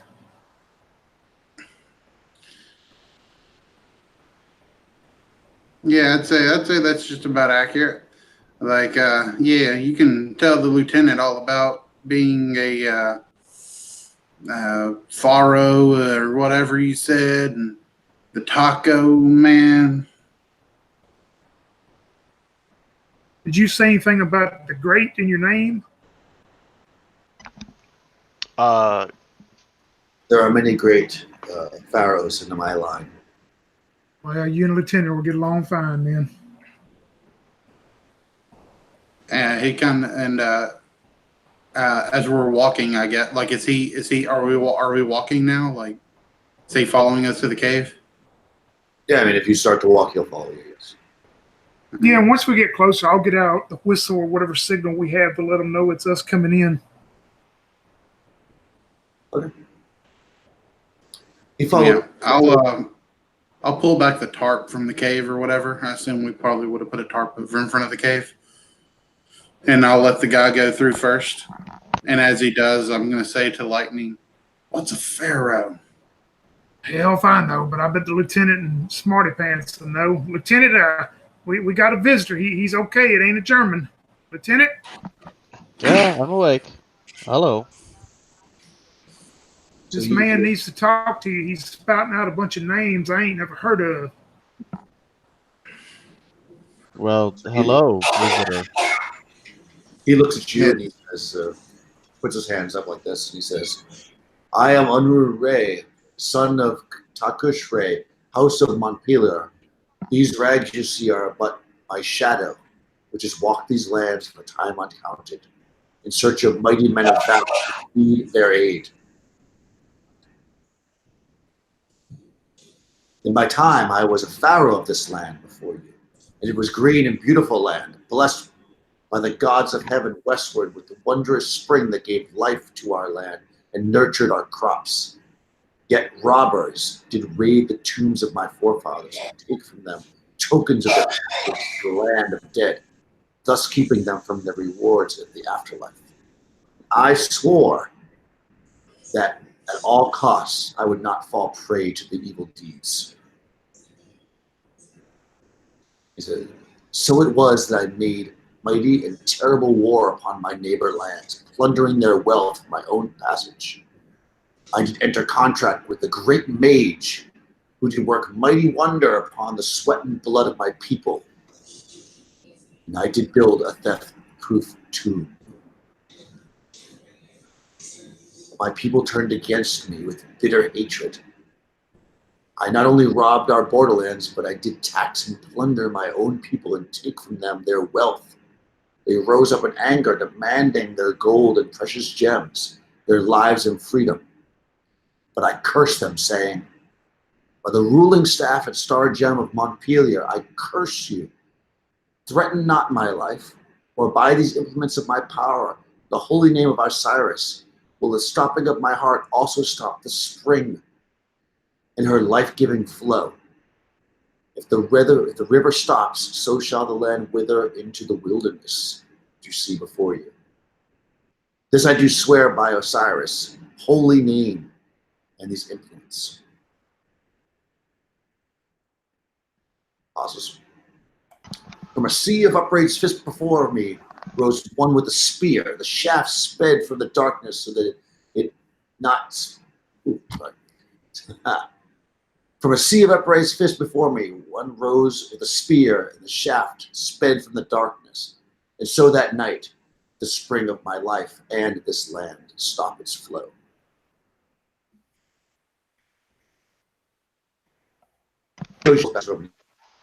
He shows you a hole in his chest.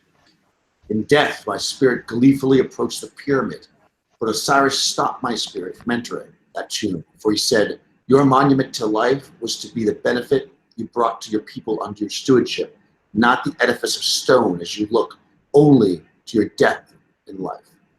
So shall you look only to your life in death. Thus I am bound to fulfill your curse, for you have called it down with the power of my name. But I do curse you, Amun-Re, that you shall not enter this tomb where are the implements of your voyage to heaven, till some mortal soul does despoil this place, taking your staff of ruin and the star gem of Montpelier from your theft-proof tomb. I have even talked with the wind in hopes of help. Uncounted seasons have passed, and my kingdom is not now to but seen these desert lands, save for the tomb which stands now as then. Many have tried, I trust, and none have succeeded. My wealth is thine, he points at you. If thou can undo this thing I have done, remove both my staff and the star gem from my tomb, you may have the wealth. Release me from my path, and I bestow wealth upon you. And then he looks at you and turns and walks out. Well, now You hold want me on. to stop him, Lieutenant? Well, yes, I would like you to try, but I don't think you're going to be able to. Grab him, Joe. I guess me and Joe's going to try to grab him. Yeah, when you try to grab him, your hands just pass right through him. What the heck? Yeah. And he walks from the cave. Well, so What? Now, that must be what a pharaoh is. Means that he's just one of them them ghost people. You heard them shadow people you can't grab. We weren't in here smelling that alcohol either, and I don't know what the heck that was. well, Pharaoh is a type of king, and that, my friends, was definitely a ghost who wants us to steal the contents of his tomb.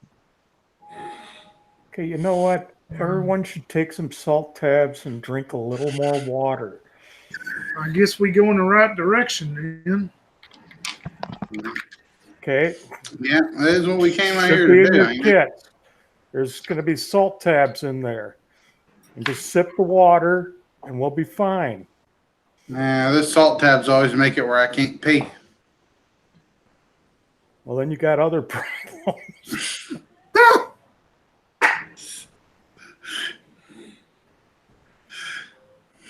I'm going to go check on the camels, make sure he didn't take one of them. Yeah, that's a good idea. Yeah, you could. So when you come out of the cave to where the camels are, they're still there, and he's clearly gone. And also, our other one has returned to us. No.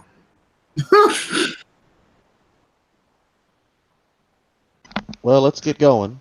We're all awake now. Nah, it ain't gonna matter about no daylight. If we ghosts can walk anytime, I guess. Well, I'm I sure it's don't the know nothing about that. combination of the smoke and the heat and the poor ventilation inside the cave. Me and Joe We'll be weren't fine. around no smoke go now. Listen, Smarty. Me and Joe, we was out there in the cool desert. I saw Yeah, that's him where walking we across the desert. Yep. And he seemed to know where we was at. I was being quiet as a church mouse, but he looked straight where I was hiding at. He had Okay. some training, probably. Was this before or after the sand coons attacked you? Well, I'm like Lieutenant. I'm just I don't like know. Lieutenant. We need to get going. Let's get going, because if Yeah, it's wake Miss fatigue Francis or a up. ghost, then we should get out of here. Oh, Miss Francis is standing there, white as a sheet. Probably close to fainting. Because a ghost is not normal to her. Probably not. No. Roll insanity. No. Dang it. Yeah, this is definitely an unusual sight. Clearly, there's a ghost here, or that you believe might be a ghost, I should say. So you come up out of the cave and start to pack up your gear. Where do you want to go specifically? To the pyramid. Yeah, like I mean, we know the direction he was walking from, right? So maybe we should go from where he was walking. Yeah, I find to say, Lieutenant Joe got a good idea. We saw out there where he come from. I guess we can start that way, and maybe some footprints. Well, do they leave footprints? Ghosts do not leave footprints. Yeah. Maybe How he do left you something. know? Because I'm from Macedonia. We have ghosts all the time. Me and Joe, we deal with them big swamp rats down there where we from. He was coming They from. definitely leave footprints. He was more or less coming from the east, you think, which is actually the same direction as the pillar of smoke. Yeah, and actually, that pillar of smoke is still there. There we go, Lieutenant. I think we're heading in the right direction for sure. We should just keep following that direction. Hopefully, we won't run into those boys that are, trying to get there before us. I don't want to have to take them on, but I don't have to. Maybe the ghost came to talk to us instead of them. Maybe you got to have the ghost talk to you to find the tomb. They said they were looking for men of valor, so. Well, we told them we were. Valorous as we get. So if those other guys, if they ain't so valorous as we is, then I say, we got us a good old time of getting in that cave. And those other guys, well, they're just not going to be able to do it. I will tell you this one thing. There is no way a group of Nazis is more valorous than I am. I don't know about the rest of you, but... So he was more or less coming from east, slightly, about east. The pillar of smoke's actually coming from east/southeast. So do you want to just go straight east, or do you want to head towards east-southeast? So pillar of smoke goes directly in the direction it came from. I mean, it's hard to know. Actually, you can roll. Let's roll a 3d6 under your wisdom to see if you can kind of pinpoint where it came from. Is that me and Tony? Yeah, you and Tony. Nope. 3d6 under my wisdom. Mm-hmm. All right, let's see. 3d6. I may have done it. My wisdom is a 10, and I rolled a 6, so I did it. Oh, nice. Yeah, you think do you think that from where he was coming was more east than it was southeast? So not directly towards the pillar of smoke, but more north of that. Yeah. Oh, So sorry, while yeah. we're looking, at the pillar of smoke, I'll say, yeah, I was behind this rock, so I managed to see him travel a little bit more. And I'm pretty sure he was walking from, more east to that where we saw that smoke column at, or where it's still at, I guess.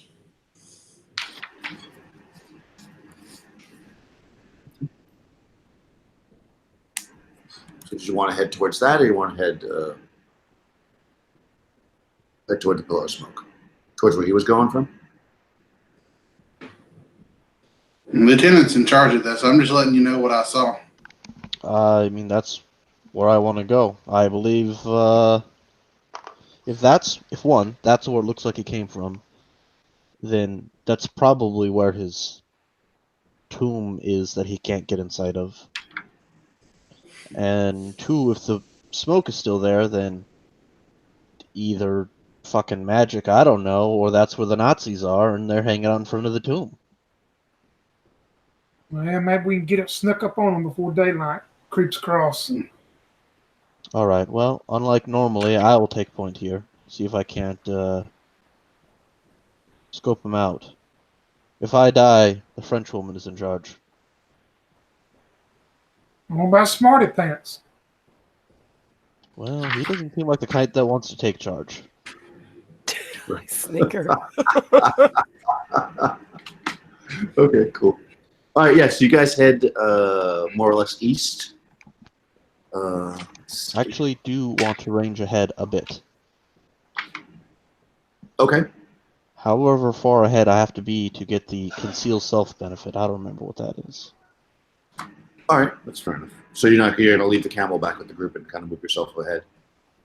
I'm pretty sure you can. Yeah, I guess. Yeah. I probably can't bring the camel with me when I... Yeah, probably not. All right, that's fine. So you guys are moving along. So you're moving a little bit slower because you're not on the camels, but see. Cool. So you travel it's funny because the funny, strange, not funny, that the pillar of smoke never seems to be getting any closer, even though you seem to think that it's like a shoe should be creeping up on it. And you travel so that was about, let's say by the time all that was over, about 4 o'clock in the morning. You travel till about 10 o'clock in the morning, heading east, and you see out in front of you maybe a mile and a half or a half mile, or who knows, it's the desert, what appears to be the shape of a large stone building in the shape of, it's about 700 feet tall. So you see it from a decent distance. I guess the lieutenant sees it first. Yeah, I'm going to keep heading that way. I'm looking for... I think that the other guys still probably got here first. So I'm trying to see them before they see me,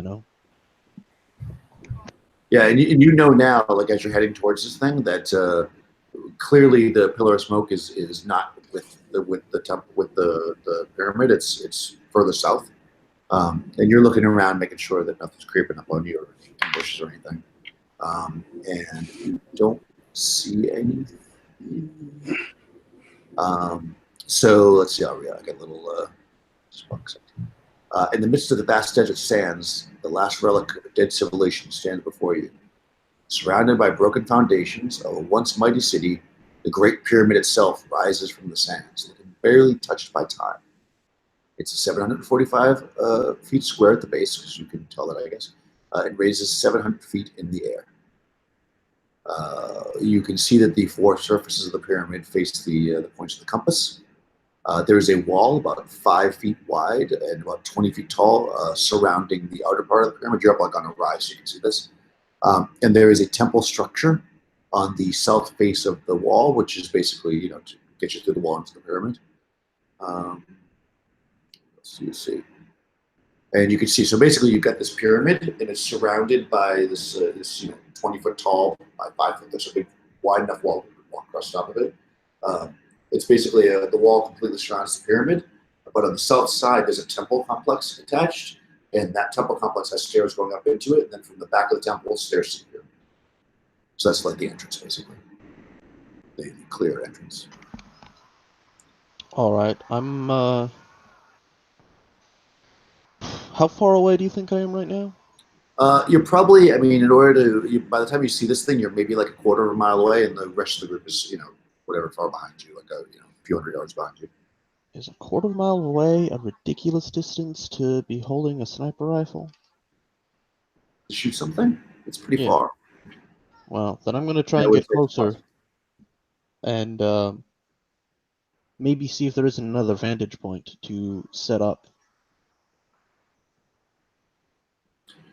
Okay. Yeah, I mean, as you get closer, you're gonna become on lower ground. You're kind of at the high point now, and it kind of like settles down. So, Yeah, you but can there might be definitely get like, closer. is there like a dune or a hill I can get on top of closer to there? There is, but it won't be quite as tall as where you're at. That's So you can definitely you go down and up, but you'll never be as high as you are, because otherwise you wouldn't go as fast. right. Well, that's So what I'm if going you to can, try and do. okay. Because you want to see what? What are you trying to see? The temple, the pyramid? I'm just trying to make sure that I get a good lay of the land. Wait, do we have radios? I assume we have radios. No radios. Oh. No, you guys dropped most of your equipment with the locals in order to get the camels and stuff, so you don't have. That's why you don't have cheaper radios. Well, all right. Just because I wanted to keep an eye out in case something happened and I could help from a distance. Well, currently the rest of the party is behind you. Yeah, I'm gonna wait for them to catch up and tell them to go ahead. And if I see them get up the stairs, then I'm gonna go join them. Okay. Elwood, I got you a question, Smarty Pants. This thing was built probably millions of years ago, and they didn't have them colleges and them universities back then. So how did they get smart enough to build this thing? It looks pretty sturdy to me. I don't know. That's a good question. I heard on the radio one time that it was them aliens, them spacemen, that they came down here and helped people with these things. That sounds perfectly reasonable to me. I don't think it's going to fall in on us, at least. No, I think it stood the test of time. I don't think it's going anywhere. Well, let's go on up there and show the lieutenant. There ain't none of them Africa Corps boys up there. I don't see none. We might want to keep our eyes open for traps, right? Would something like this be a trap? Traps? It supposedly has treasure inside, right? I would trap my treasure, I guess. We should have asked that ghost. Yeah, we should have asked the ghost. All right, well, I'll make a point. So if there's any traps, I'll take them. No problem. You're going to take point? Mm-hmm. That's fine. Just like always. I got you covered. You take the left, I'll take the right, I guess, like always. Are you going to, Lieutenant? Are you going to set up? Are you guys basically going to the front, so the southern side where the temple is, or where you're approaching? That's a good question. So I'll tell you what. I guess from the front. Okay. So using like the sniper rifle scope, you got a little bit more of a view. You can see before they head down there. You can see that basically the front of this temple has these like two large stairways that kind of come up like this into like a platform with pillars. Between, like, kind of in the center of the stairway, but on the ground level, like at the bottom, there's a huge, what looks like may have been a fountain or something, although it's empty. It's like a big basin with a large, like, kind of, like a drain, if you will, that comes off of it. But there's currently no water there because you're in the desert. Up on the stairs, up at the top of the stairs, you see about 6 or 7 pillars, and then there's a set of doors. It looks like to go in, but you don't see any movement other than that. How big is the drain?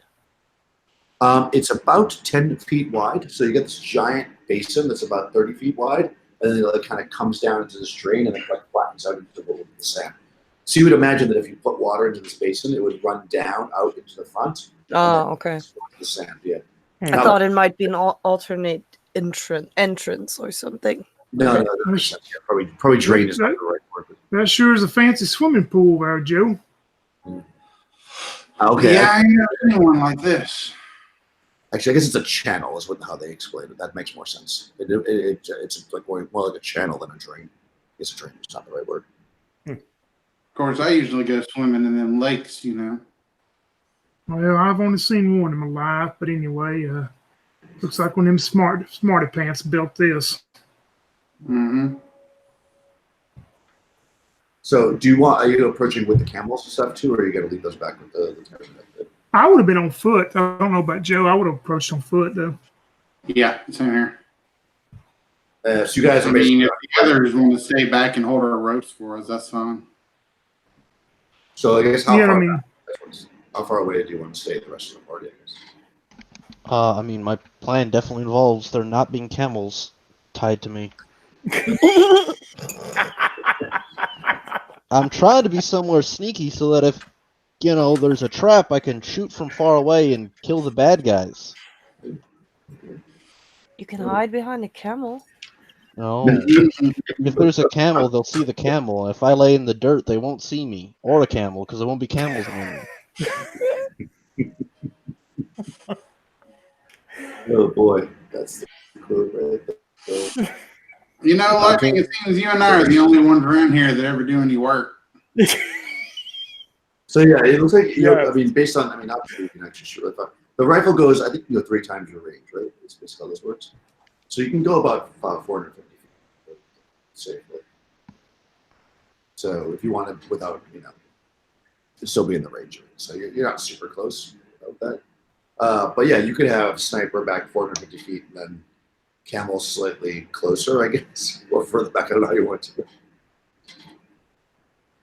So I guess with Francis and the engineering. I guess where I you- have camels tied to me. I think we can make a picket line for the camels, and we'll Yeah. secure them. Yeah, So that's that a good the, idea. The camels That's a will smart fine thing by to do. themselves.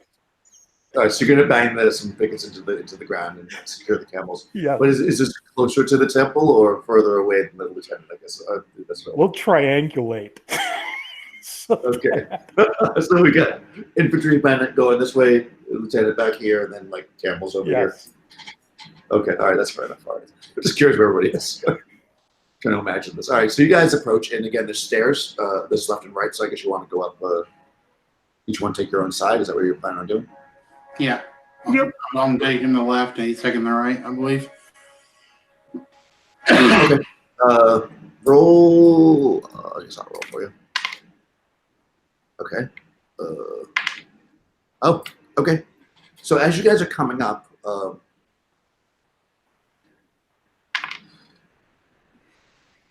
who's right? Crystal's character, Joe? Right, I'm on the right.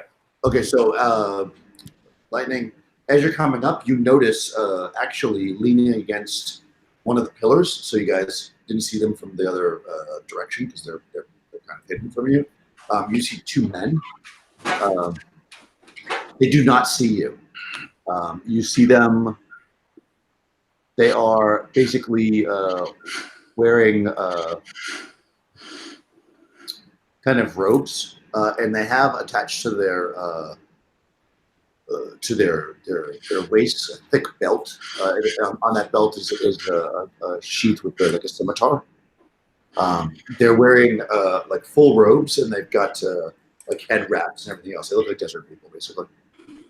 They do I not don't see any kind of like guns though. They're holding kind of rifles or nothing.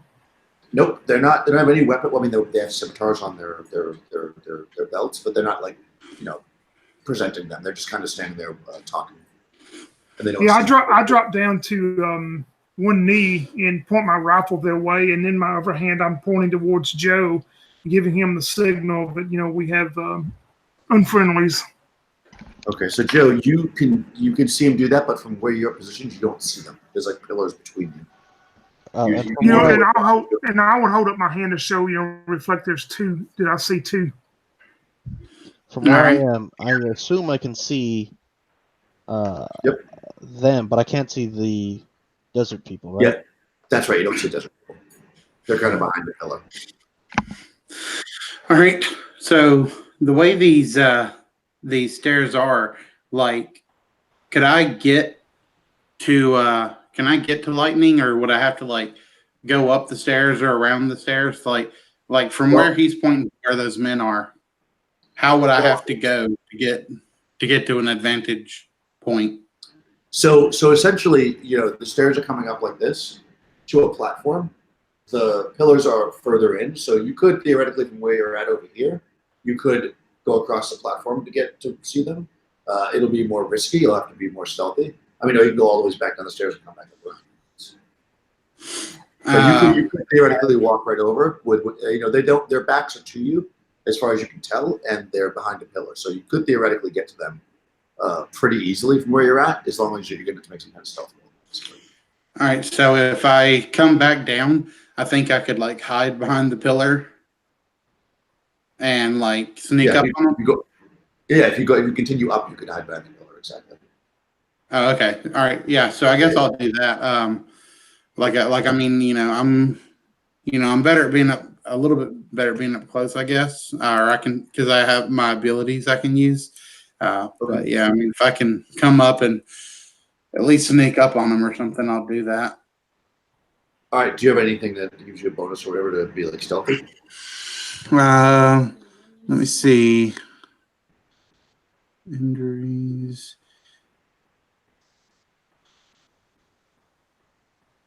Yeah, while he's doing this, No, I don't have anything to help me with stealth, but I do have Commodere.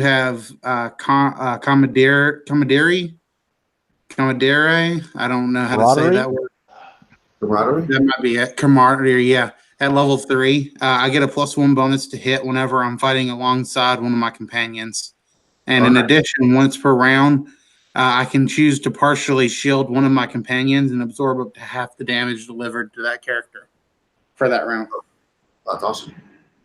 yeah, I'm going to fix my bayonet, and as I see Joe moving in, I'm going to try to sneak in too, but let Joe be like 10 feet ahead of me. If he gets there first, I'll be right behind him. Okay.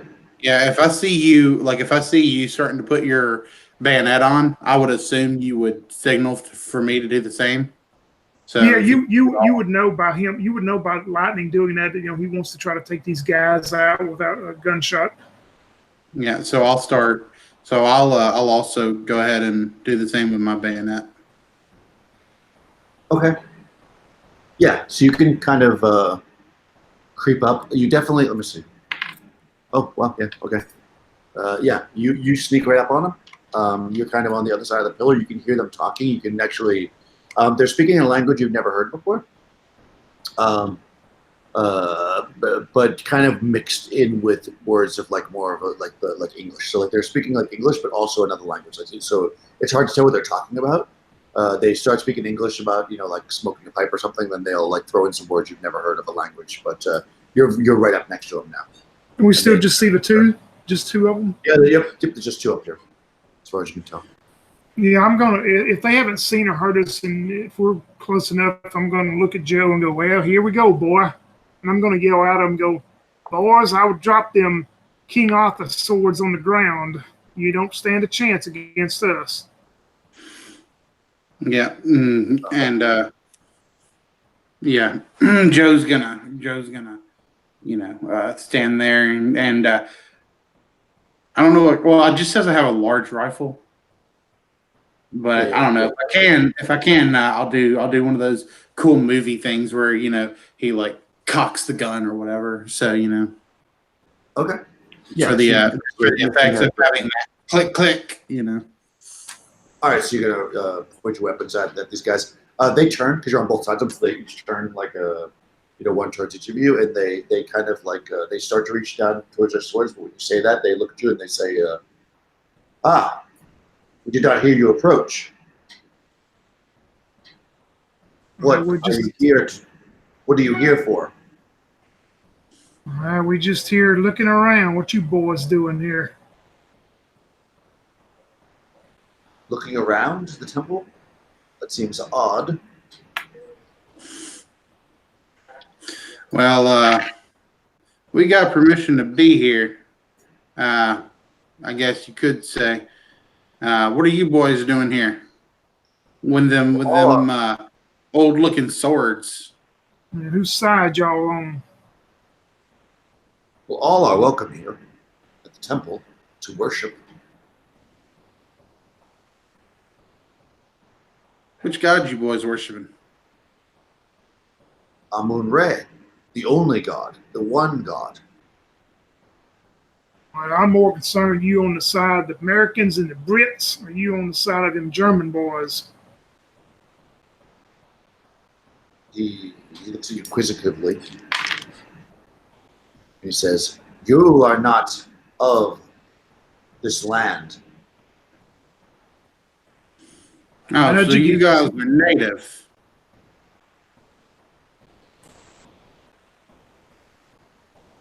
Many generations have we lived here. Uh-huh. Yeah, but are you Right. Nazis? Like I say, now y'all need to lay them swords down on those stone steps there. Do you threaten us? Oh, it ain't no threat, partner.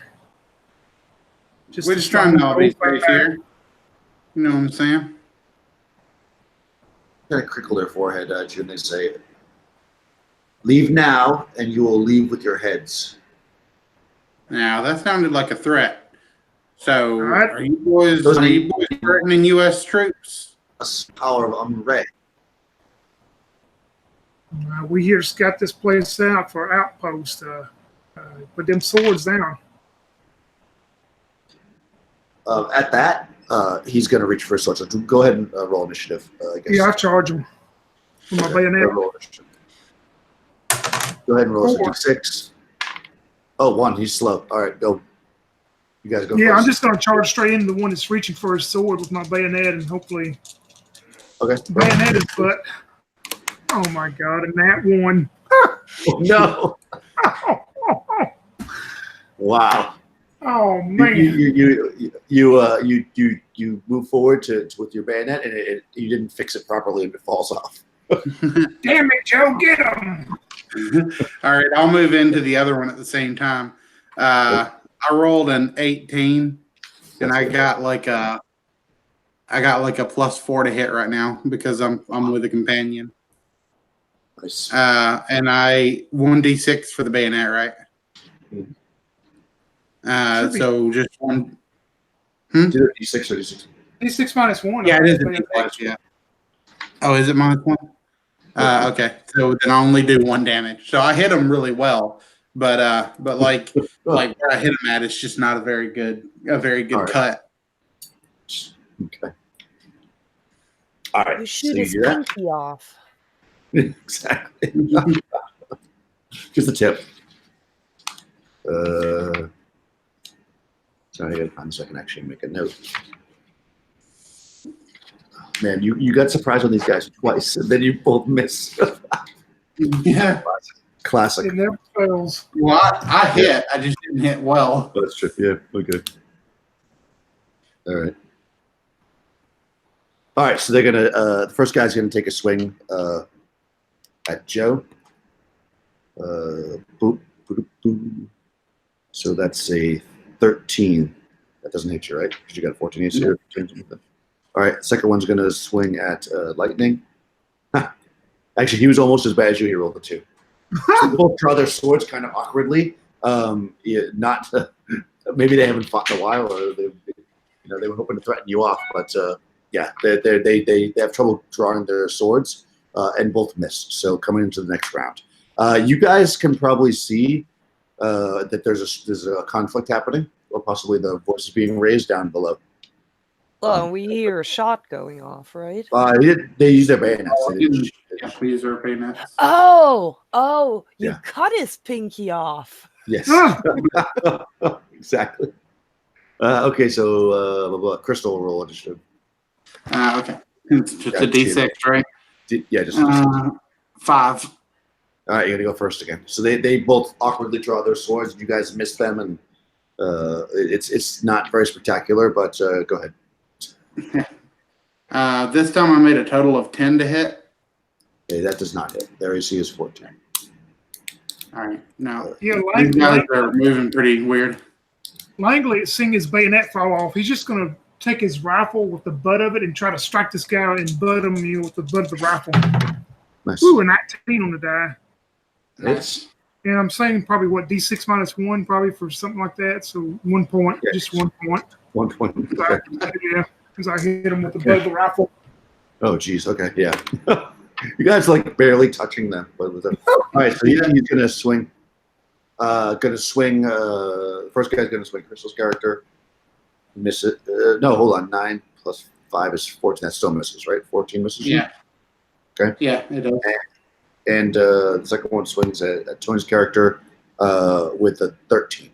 Yep, that hits. My AC's 13. That hits. All right, so he swings at you with the sword, which is a D6. Oh my God, 6 points of damage. Can I use my intervention power? Yeah. My camaraderie. I'll take half that damage. Okay, so you'll take 3. All right, so take 3. Okay. Yeah. Look out, Joe. Look out, lightning. These boars are fast. All right. Tell you what. What's everybody else doing? You guys can see there's a struggle going on. Does anybody want to approach or do anything? You probably, let me see if I can get, you can't really get a good shot yet from the sniper position. They're not out. Well, if they want me to give them cover and fire, they know they have to get out of cover. Right. So Exactly. if they wanted help, I would be able to help them. That sounds legit. How about the camel people? I would duck down and run into that direction, I guess. Okay, you're going to run towards up the stairs. I'll say you can probably get there. She's going to move pretty fast. You'll probably get there next round. Okay. How about the engineer? Yeah, Elwood will do the same. All right, so you guys are charging towards. All right, so let's. Tony, initiative. 3. All right, you go first. Yeah, I'm just going to try to butt him with the rifle again. 16 to hit. That hits. 1 point again now. So God. Crystal. No, I did even worse than last time. Okay. I'm gonna have them go. Then the 2 other allies can go because you're getting here at the end of the round. So, all right. So they both step back with their swords now. The one guy's got blood on his sword. You happy to hit you? So, first guy swings at Crystal's. 21. That's gonna hit you. Yeah. Joe gets hit with the scimitar. Oh, for 1 point though. You guys are trading very weak blows. Nice. And then the second guy swings the scimitar again. Okay, again, 22. That's lightning for 3 points. All right. All right. Okay, now cresting the stairs are Francine and Elwood. Elward. Francine and Elward crest the stairs. You guys see your comrades in a melee with 2 robed figures with kind of head covering, headdresses, and swords swinging. So what do you guys want to do? Is one of them? Sorry. Come up here and help us stab these boys. They trying to get away from us. Yeah, are they with the back to us? Possibly. Sure. What? Yeah, I'll charge that one and yeah, do the rifle butt thing. All right. Roll a d6 first. 5. Okay, so now you don't quite sneak up on them because you're charging, so I won't give you a bonus on it, even though you are from behind. I'll give you a +1. Okay. So my 2, so 14. That hits. Okay. What's the damage of a rifle butt? D6 -1. 5. Oh, jeez. Yeah. All right, I'm not sure. Boom. Oh, yeah, you got that. Crack. This is the one that's been rifle butted twice by Tony's character, and you come up, and you just, boom, and he just drops.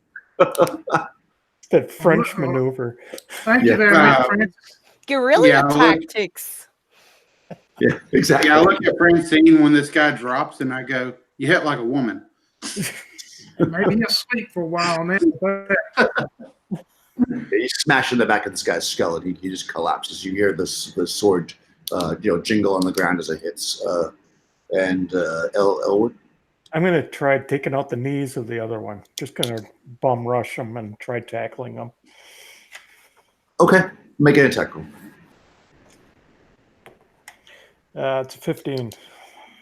Okay, their AC is 14, so that hits. I'm going to make you make a saving throw because you're trying to knock him over. Yep. Yeah, you get him down. You knock him. He falls to the ground. Let me see if he holds his sword. He still has a sword, though. He falls, and he's got the sword in his hand. You can still do a d6 minus 1 damage. So too.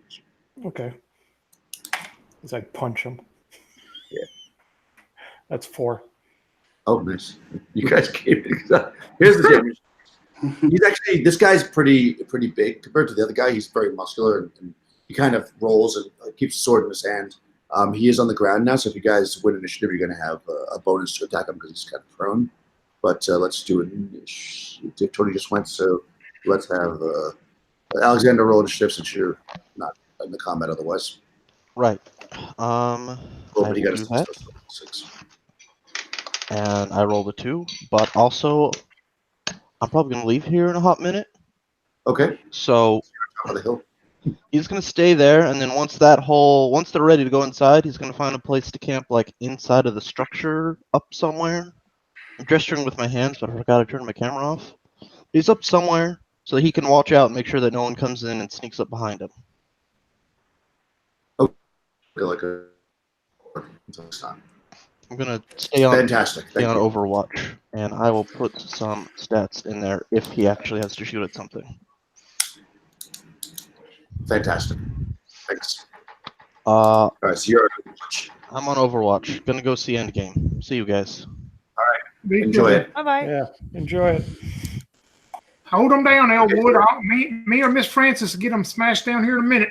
All right, this guy's on the ground. I'm gonna give him -2 to hit because he's rolling on the ground to get away from you guys. So he's gonna swing out. 10 plus 5 minus 2, so 13. Does that hit anybody?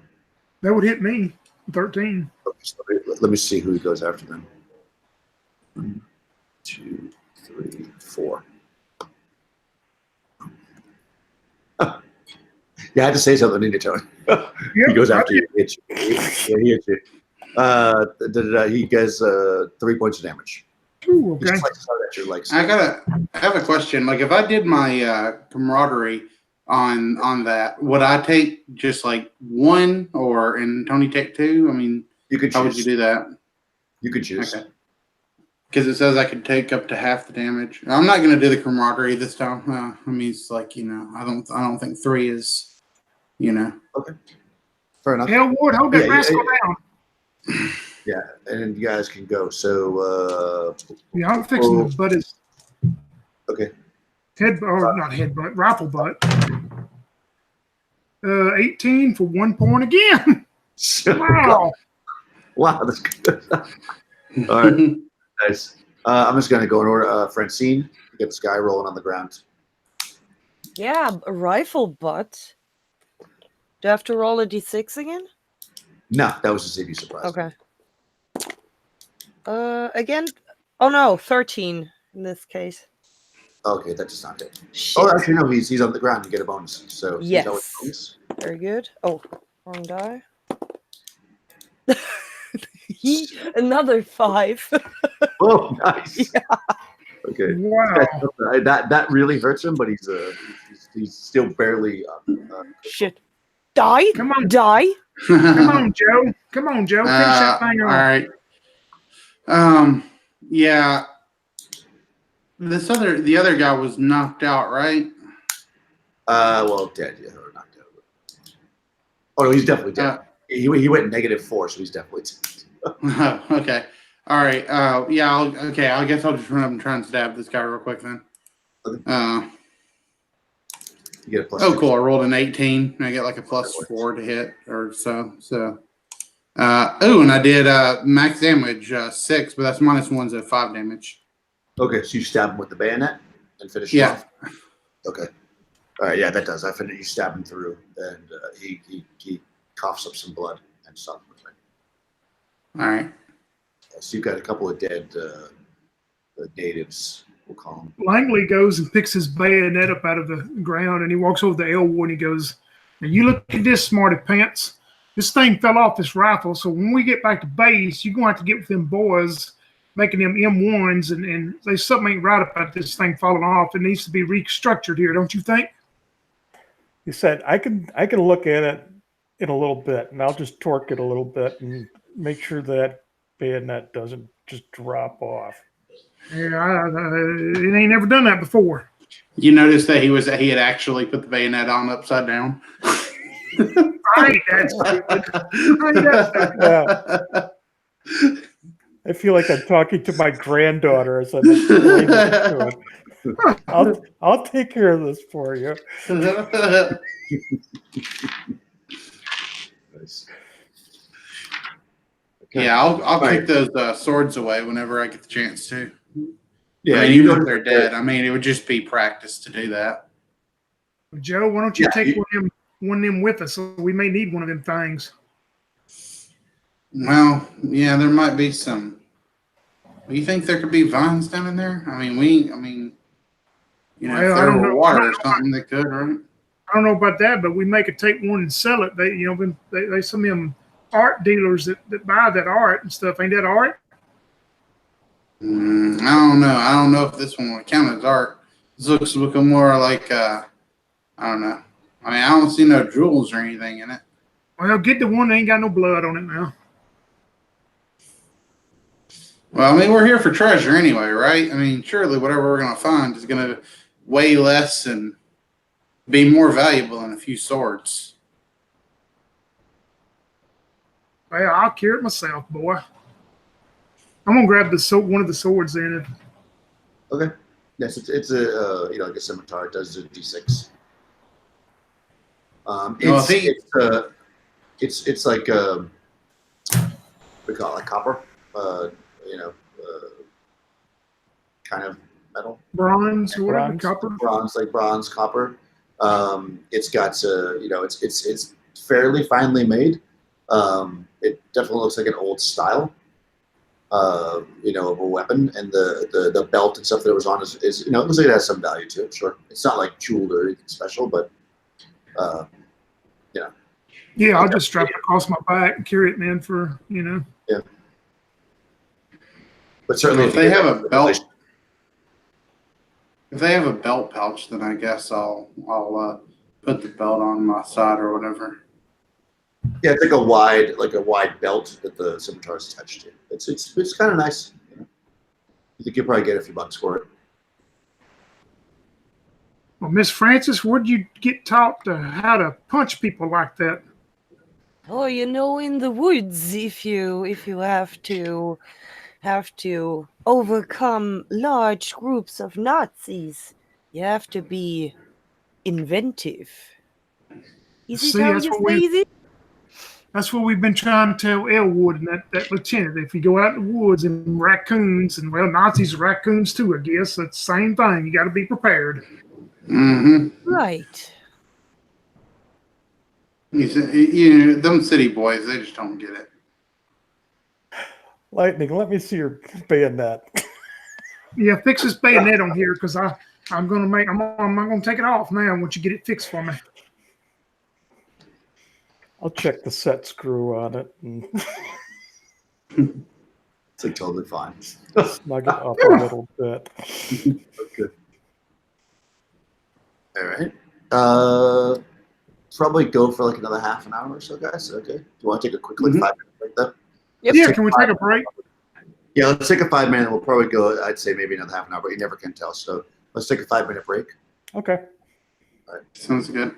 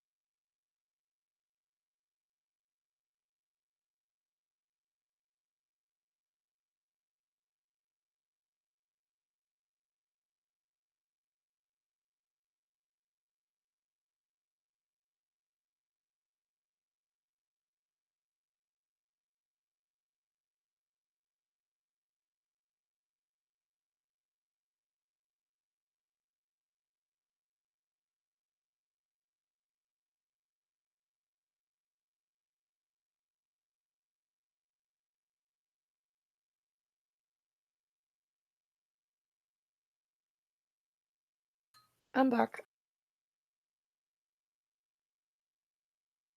Yep, I just sat down too. Welcome back. I'm here as well.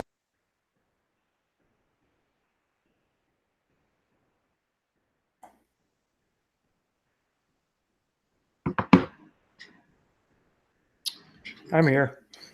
All right. If I get things to Da-da-da. All right. Fantastic. Okay, so you're standing on. That's everybody, right? Yeah. Go. You're basically standing on this. Like outside, like a porch, I guess is the best way to describe it. So basically, this pillars, which you just fought these guys behind. Directly in the center, there's a big set of bronze doors that are closed. You're in this like kind of rounded area. Off to either side, the porch extends with more pillars, but you don't see anybody else over there or anything. It just looks, deserted. Basically, it's just the front of the temple. It's really kind of intricate, the columns and stuff, although over the years, the sand has definitely, taken their toll. So what might have been kind of glorious and had lots of, intricate designs on it has now has mostly been wiped away. Although the doors look pretty decent as far as considering how old they are, theoretically. They are closed. And yeah, that's what you see. Well, I guess we need to go up and open them doors, boy. We're supposed to open doors for women. Yeah. Yes, sir. And Joe will run up there and he'll jerk open one of those doors. Yes, you pull open the set of double doors. Even though they're heavy, they're really well balanced, so you actually are able to open them pretty easily and pretty quietly as well. You're looking down into a corridor about 10 feet wide, about 20 feet long. It ends in another set of doors, a matching set. Looks exactly the same. All right. I'll move on down the tunnel. I'll, signal to the others that it's safe to move up, and then I'll go down, and I'm gonna have my handgun. I'm gonna have my handgun by my side, like ready to draw it if I need, and I'm gonna, pull open this other door. Okay. What's everybody else doing? You're gonna follow into the corridor. Or you're gonna wait till the door's open. Oh yeah, I'm right behind Joe with my rifle pointed with my fixed bayonet. And I'm Okay. next to him with my rifle butt. All right. Like you don't even have a rifle. It's just like it's broken about halfway. It's just the butt. That's all you need. Exactly. So far, it's been working well. Yeah. Yeah, I guess I'll take up the rear with the Thompson. Okay. Oh, that's gonna be great. Doc! Yeah.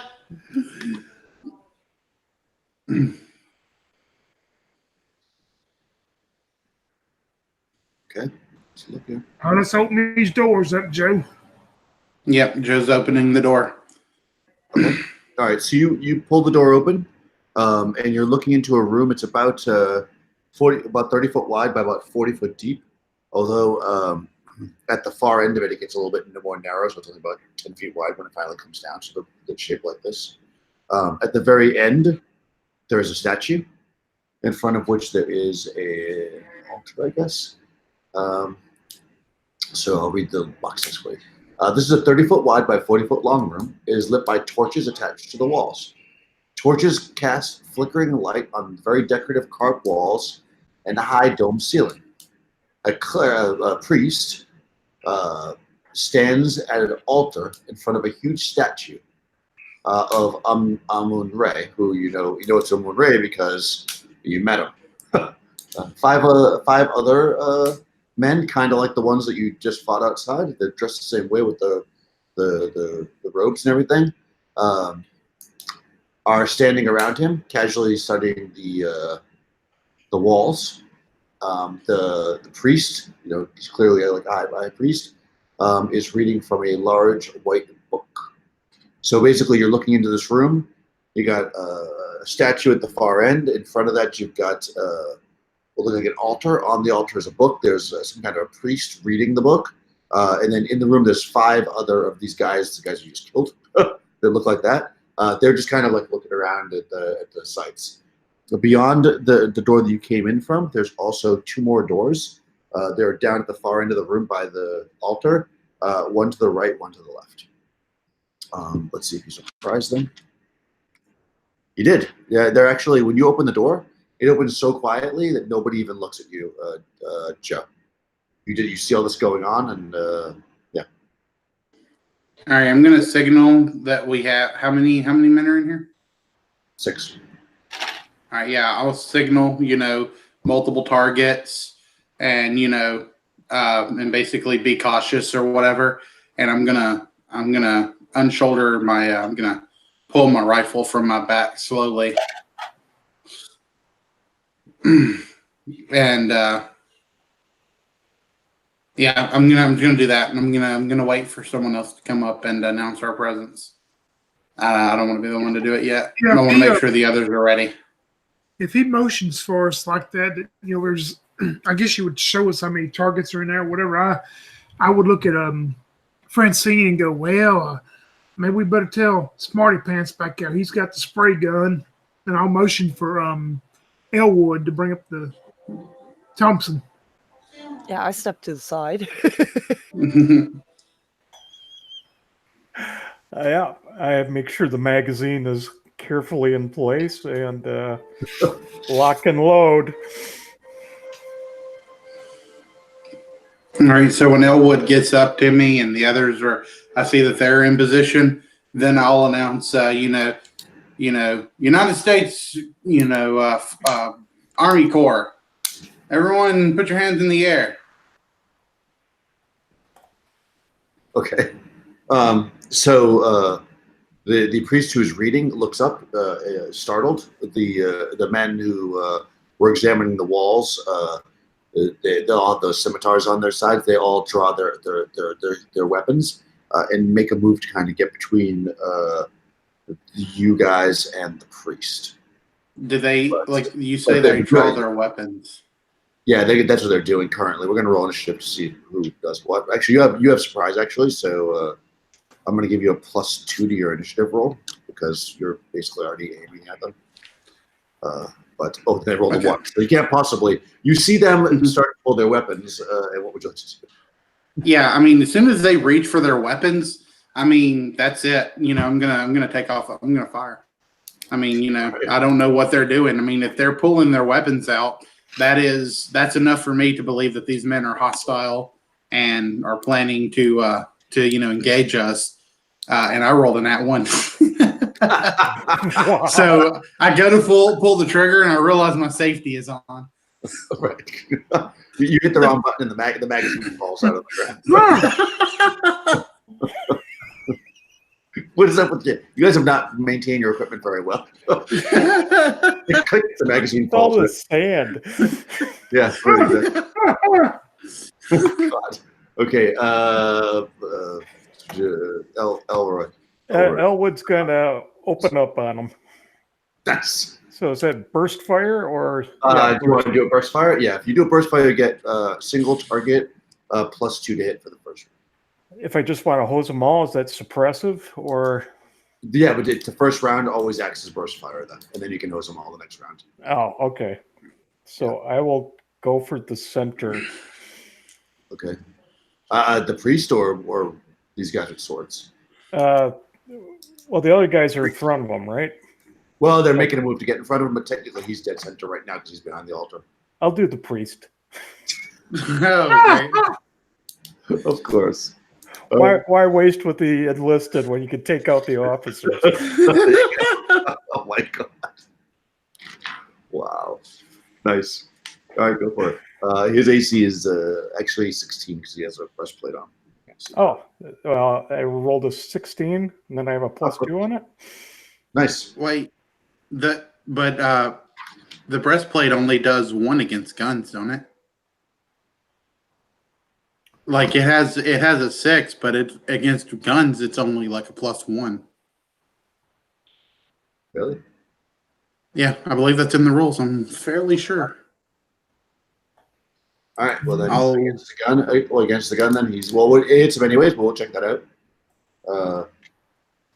because you got a high enough number to hit him no matter what. So you hit him. So do yourself. That's 4 points. Oh, nice. You. Yeah, it has a little star next to it, next to the plate mail. It has a little star, and it's that star says affords only a -1/+1 protection versus bullets and explosives. Oh, nice. Okay, good to know. Okay, so anybody shooting at him, then his AC is only. If you're shooting at the priest, his AC is only 11. Oh. Well, so you definitely hit him. Yeah. Hold on. Does the leather armor do the same then? Or is Yeah, all of the armor. Yeah. Oh, interesting. Okay. All right. All these guys are AC 11 then against bullets. Cool. Well, that's interesting to know. I guess makes sense. All right. Awesome. Yeah. So you shoot him. The priest. You're opening up. Tony. I don't. There's probably not room for me to do anything, is there? If him and Joe is standing in the doorway, I probably wouldn't be able to get up there, would I? Yeah, I mean it's 10-foot wide doorway. You probably technically could stand between them, I suppose, but it's a little tight. Yeah, I'm gonna just stay kind of in the hallway and try to once I know they're opening fire and the sounds reverberating everywhere, I'll stand in the hallway and look for other threats coming from somewhere else, maybe. Okay. And Francine. Burst fire? No. So you're gonna go in the middle and point. No. Yeah. Now I probably can't do anything anymore, right? There's not a whole lot of room to actually get a good aim in there because they're kind of blocking the door. I mean, Yeah. technically 3 people could probably fit there, but it'd be tight. Yeah, I guess I'll wait. I keep watch to the back. Okay. Fair enough. All right. So now it's their turn. So the priest, the guys do what they're going to do now because now that they don't have their initiative, they run in front of the priest. At least let's see, how many of the 5? Oh, all of them, because they don't know what each other are doing, so they just instinctively want to protect the priest. They all run in front of the altars with their swords, kind of like to block you all, although not that you move forward. The priest drops to the ground behind the altar to seek cover, and then we're into the next round.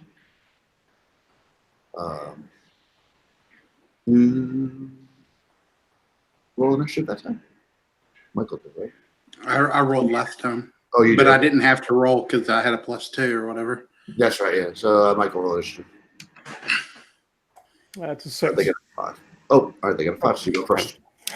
All right, so now you're in suppressive fire. If you want to continue to do that, I'm assuming. Yep. I'm just going to keep hosing them. All right, so let's see. I think that the way that works, if I'm not mistaken, they get a says Any target in line of fire is auto hit by 0 to 3 bullets. 0 to 3 Target bullets, might Yeah. save. yeah. So I'm gonna say that since they all ran to block the priest, I'm gonna put all 5 of them there. Automatically struck 0 to 3 bullets. Caught in line of fire. Target takes cover, which they didn't. The attacker must be prepared to continue to press fire. Okay, so the priest is basically safe because he ducked down, but the 5 warriors are all going to take 0 to 3 bullets. So roll a d6 for the first one. Mike. That's a 5. Oh, jeez. All right, well, the first guy gets hit 2 times. So give me two damage rolls for the first guy. 7 points. Total? Yep. Okay. All right. He's still up barely. Okay. Give me a d6 for the second guy. 4. 4 is 2 bullets, so 2 damage rolls for him. It's 8. Wow. Okay. Wow. Damn, that's dangerous, huh? Okay. Still up, but very hurt. Third guy. 5 again. Oh, wow. 2 bullets. That's 5 points. All right. This guy is much tougher, but again, still standing. Next guy, d6. 1. Okay. The 1 is 0 bullets. That guy doesn't get hit at all. And then the last guy. 5. 2 bullets. That's 11 points. 11. That guy drops. Wow. All right. So some machine gun just rattles through the room. And yeah, they are gonna have to make a roll up. Okay, so Tony, what do you want to do? Yeah, I was just knowing him and Joe's got that covered. I would think I'm just going to keep watching the hallway forever. Wow. Okay. Okay.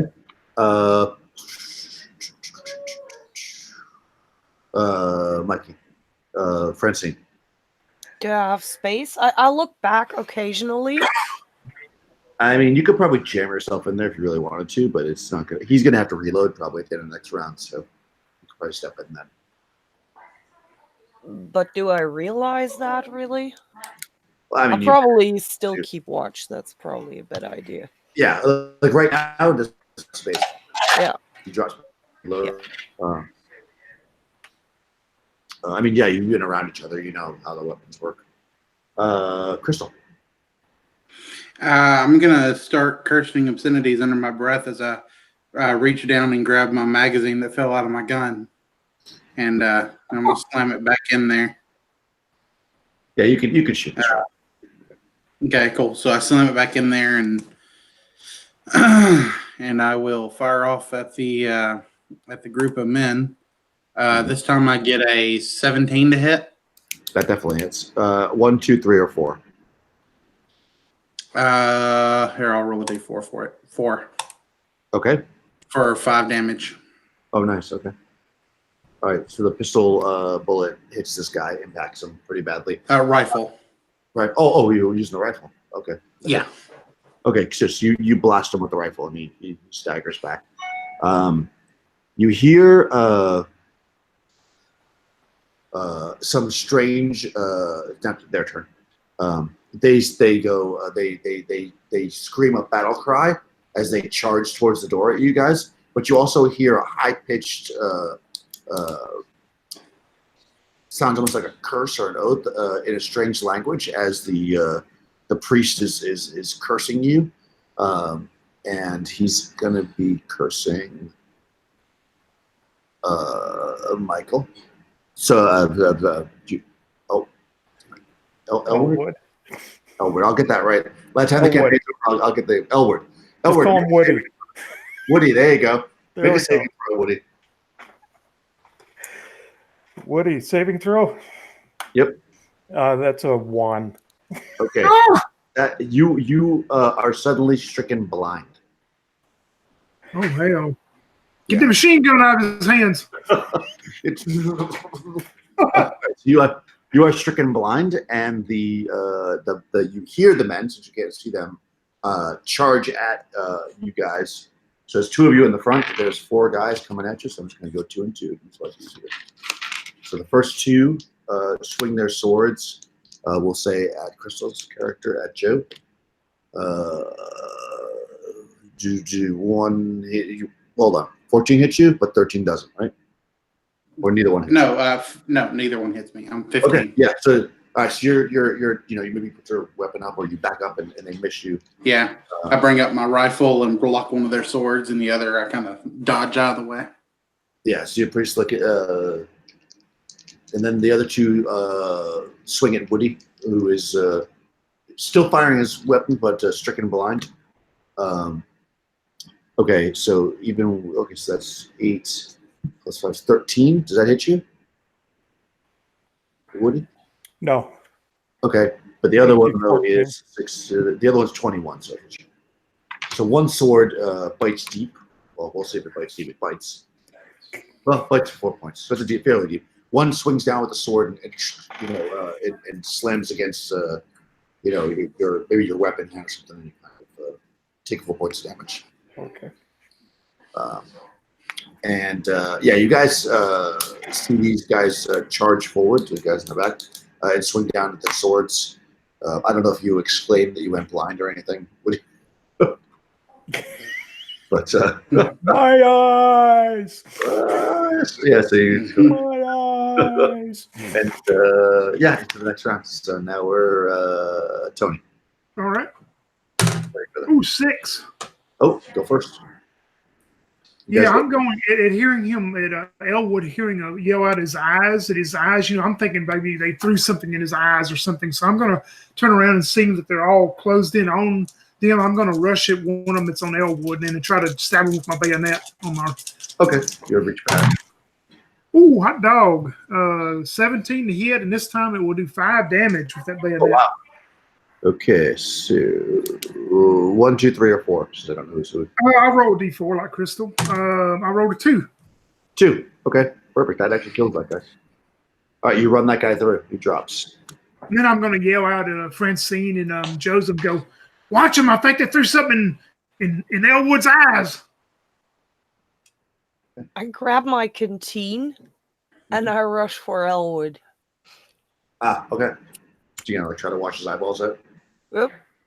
Okay. Well, I want to keep them inside. I don't want to wash them out. Just saying. I would Just like to because keep 'em it's inside, you. too. All right, you caught me on that one, but okay, okay, that's fine. All right, so you rush forward to cleanse his eyes. Yep.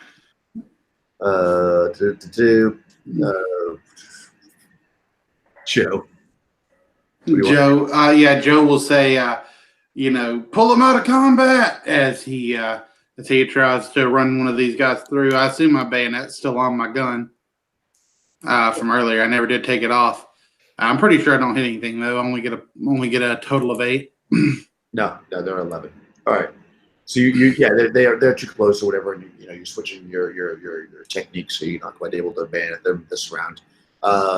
Woody, you're blinded and being pulled back, I guess. I'm being pulled backwards? Well, Yeah, I mean, they're telling you to pull back. They're telling me to pull back? I think so, yeah. No, this is where paranoia kicks in. I just keep squeezing the trigger. Okay. Oh, hell. I think after one round suppression, your gun's empty, isn't it? Yeah, this is my last round, and it'll be empty. This will be his last round because we're doing it a little different. We're doing knock off 5 for each round each. So we should. This is technically you're going to be 13 at the end of this one, so you're going to be empty. Yeah. All right, but since you're blind, Since I'm blind. let's roll a d6 to see if somehow you spray wildly. If you get a 1, you spray wildly and possibly hit the party. Otherwise, you guess what that is. That's a 4. Okay, yeah. So you managed to keep yourself straight and fire off. But at this point, there's only actually 1 in front of you because Tony's character, Lightning killed the other one. Yeah, you killed the other one, and the other 2 are off to the side. So you only hit once. Roll d6. D6. Yeah. That's a 6. Okay, well, let's. I'm gonna make him do the lead dance. Yeah, do it. You're like, all right. Roll 3d6. 10 points. 10 points. That's not enough, surprisingly. Oh, he's barely up. He is. Yeah, that guy's got a lot of hit points. All right, good. So you shoot this guy, but he somehow has a religious fervor that's keeping him upstanding. And I think I did a wonderful job, though. he did, and I guess your eyes can be getting washed out right now if you allow for it. All right, so they're gonna go. That guy with his last breaths is gonna try. Well, he's gonna try to swing down at you with his sword. 9 plus 5 is 14. So that hits you. Oh, 6 points. I'm gonna take half of that for him. Okay. Watch out! Who got hit? Me or Elwood? Elwood. Oh, okay. No, I'm sorry. Yeah, Elwood. Yeah. Then there's the. So I get 3. Yeah, 3. 3, yeah, and then there's one guy in front of Crystal's character who is going to swing at you with the sword as well, and misses clearly. Okay, and then the priest. The priest runs out and goes through the door to the right. Okay, and then we're back into initiative again.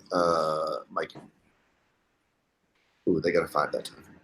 Now that I'm so close to the people, Can I like get up from washing eyes out and then swing my butt? Yeah, exactly. You definitely can see your butt. Okay. You gotta roll it first then. It's that Uh, sachet attack. Yeah. Dang it. 13 again. Well, 13 will hit. Honky tonk. Roll initiative first then. Yeah? Okay. Initiative D6. It's your turn for initiative. A 1. Okay, then they're gonna go first actually, and then you'll go. You can Okay. keep that because it definitely hits. There's 2 of them. They have a religious fervor, so they're gonna swing again. One's gonna swing at Elwood, and the other one's gonna swing at Joe. So Joe first. That's 15. So that does hit you, right? That's Tracy. Yep, it's just enough. Yep. And Woody, that is a 12, which does not hit you. Okay. So at Joe, he swings a scimitar. Oh, 6 points. Okay. Ooh, cuts at you. Okay. That's the is running. Mm. Francine. You cut out before you said Francine? The priest is running, so that's the other character I'm running. But now you can have your attack use made, so 13 Okay. damage. Yeah. And I shit you not, I rolled another 6, so 5. Nice. That is your thing. I'm really rolling. So that guy only had 2 hit points. So he's been shot multiple times by the machine gun, and he's still standing, and he's like, "Ugh," and then you smash him. And he falls. Yeah. That's how you do it, gentlemen. Does anyone else find it odd that on the night that Sheep's that on the night her screen's completely black, she's just rolling 6 after 6, 16s in her stats?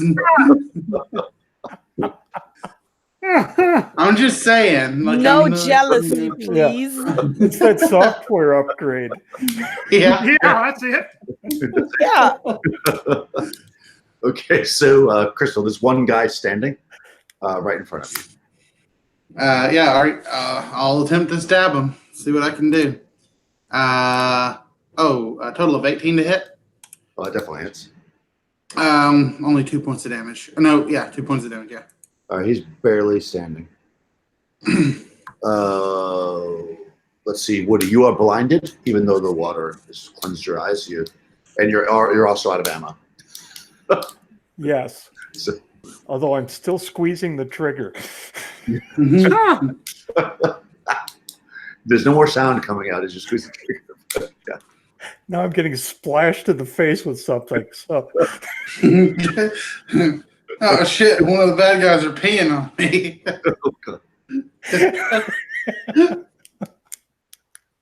this is a bad happening.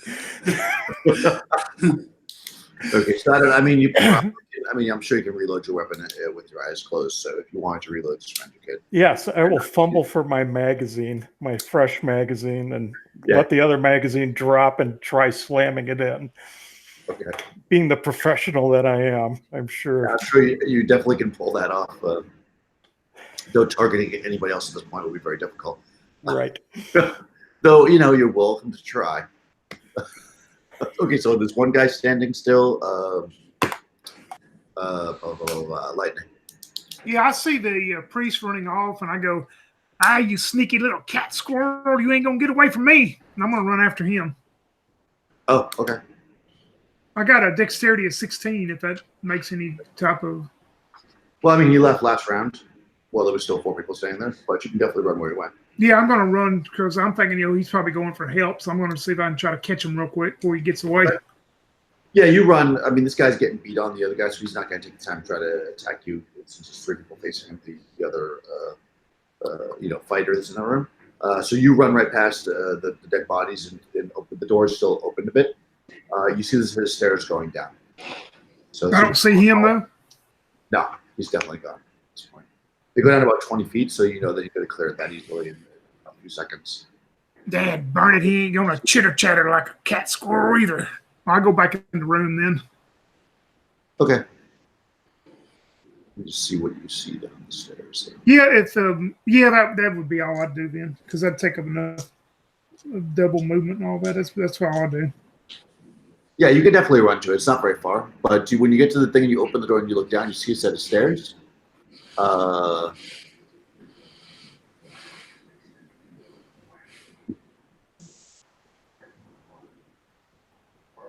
Wow.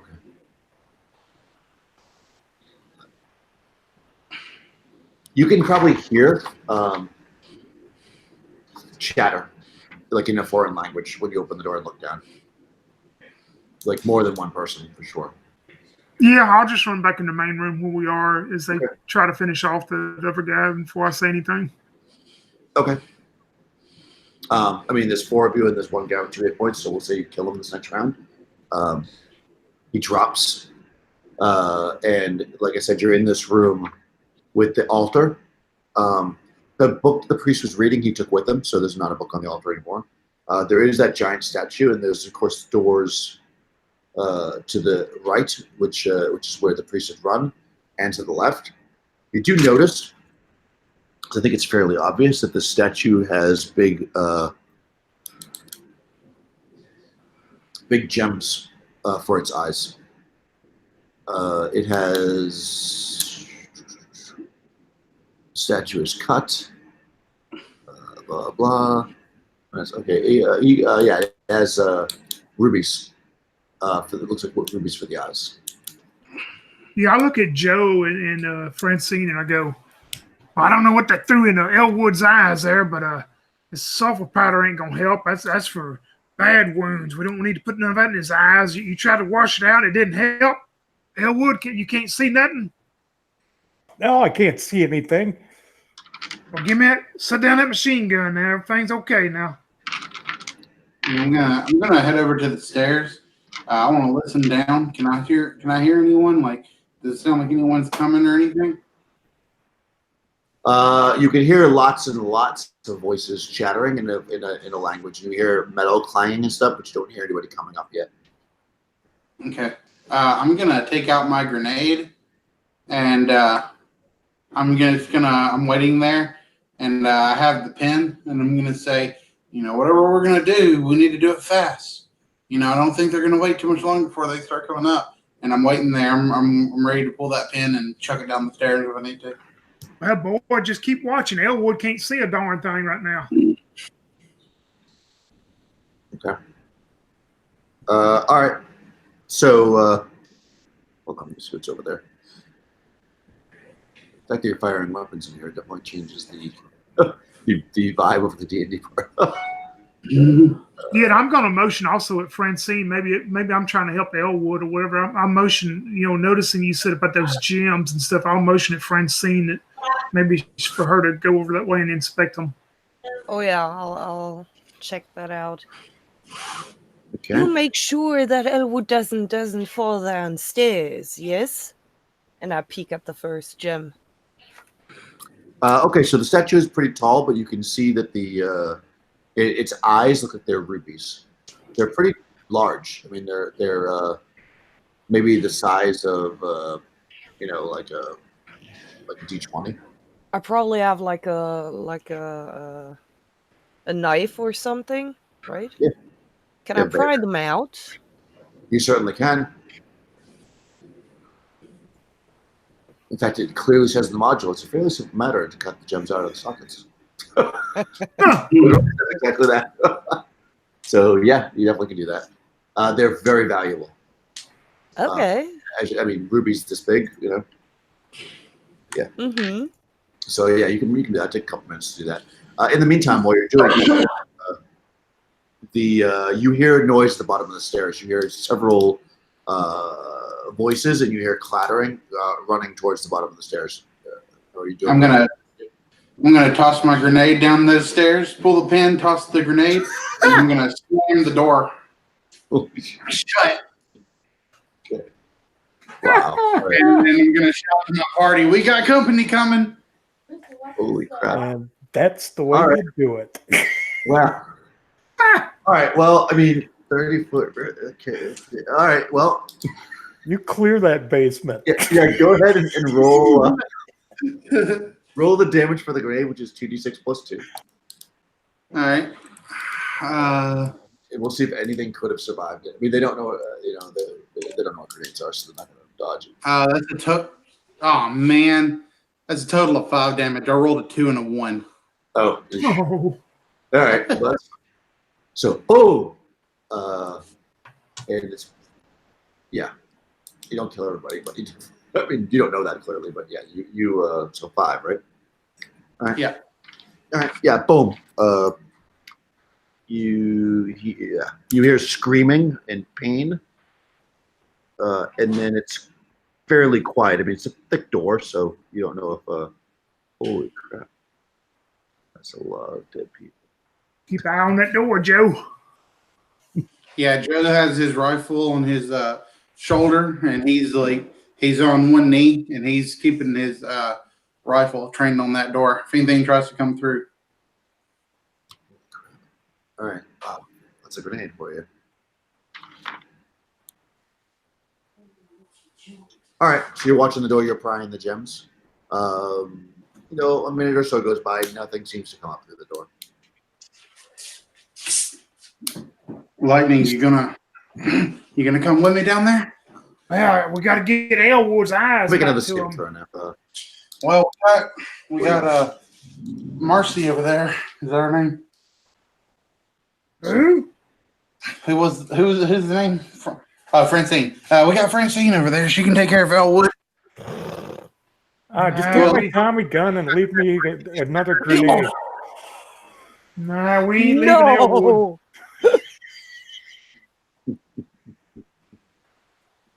Anyway, yeah. We need to secure this room and stay up here till Elwood can see again. Well, Are that there might any- not happen. So just go. Are there any other doors in this place? There's a door to the right that you just threw a grenade down. There's a door to the left, which you have not explored. There's a door that you came through to the south. So All right. west south. Okay. Well, we know that is there anything in this room we could use to put in front of this door here so they can't get through? No, the altar is bolted to the floor, but you can put bodies. That's the only other thing in the room. Yeah, I'll stack bodies over Okay. You got 5 bodies here. Or what are the doors like? Like, do they have handles? Yeah. No, they've got big bronze rings. Okay. So these bodies, I guess they were wearing like belts since they had like swords on their side, right? Yep. So I'm gonna take a few of these belts and I'm gonna run them through those bronze rings and I'm gonna tighten them up. So if people try and push the door open, the belt will catch on those rings. Well, you would pull it towards you, so they'd be pushing it from the other side.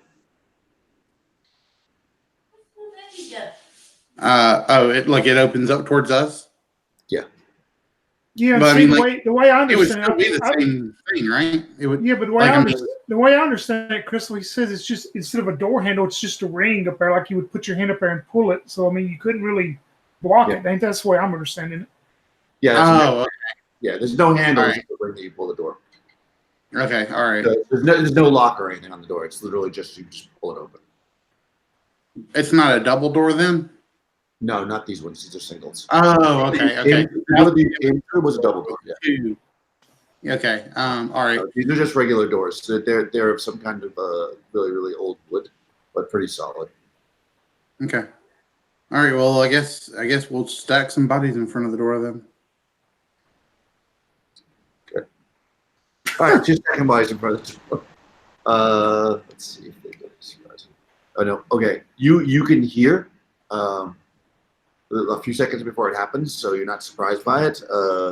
Movement at the other door, and then people trying to push it open. Let's say it's bodies in front of it. So The door behind us. the door to would be when you first walk to the room. The door to your left, the one you haven't explored yet. Okay. All right.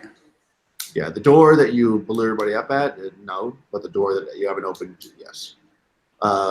They're pushing at the door. You can hear people pushing at the door, and I'll give you a round to react before anything happens because their bodies are holding it. And Elwood is still blind. Yeah, make another saving throw.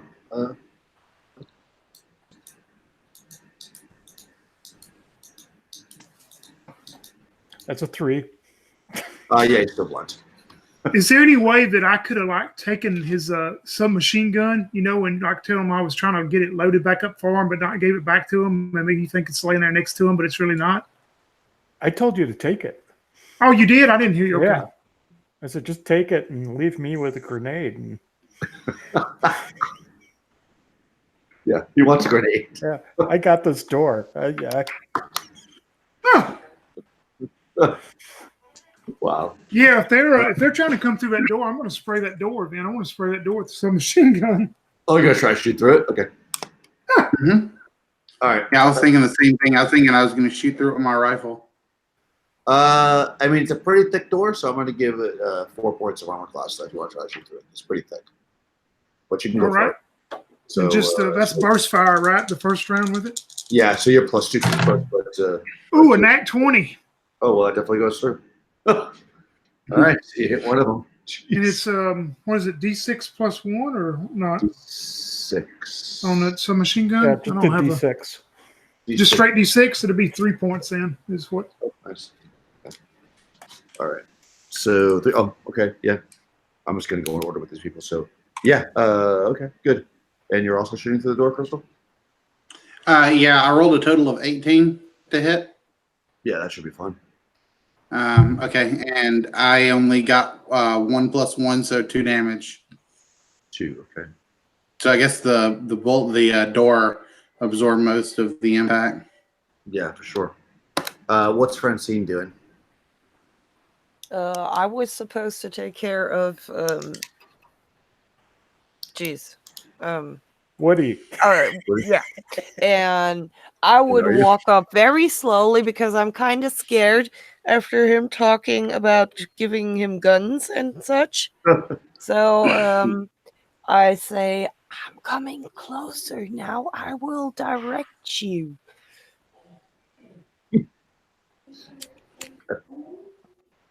And I touch his shoulder. Bum, bum, bum, bum, bum. I pulled the pin. Oh my god. Okay, so the door busts open and you see more of these guys. They're trying to come up there. Basically, there's a bunch of them. Obviously, there's only like 2 up front. They look bloodied and burnt and some kind of scared, but also with the religious fervor. And they kind of bust through the door. And you can see more coming up the stairs. So we'll go into initiative this round. And you're covering the suppressive fire turn, so you can actually Yep. you can switch to suppressive this round. All right. But let's roll initiative first, though.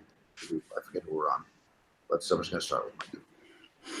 They must think we're wizards. Yeah. They threw a fireball at us. They rolled a 6. Mikey, roll initiative, Mikey. Mhm.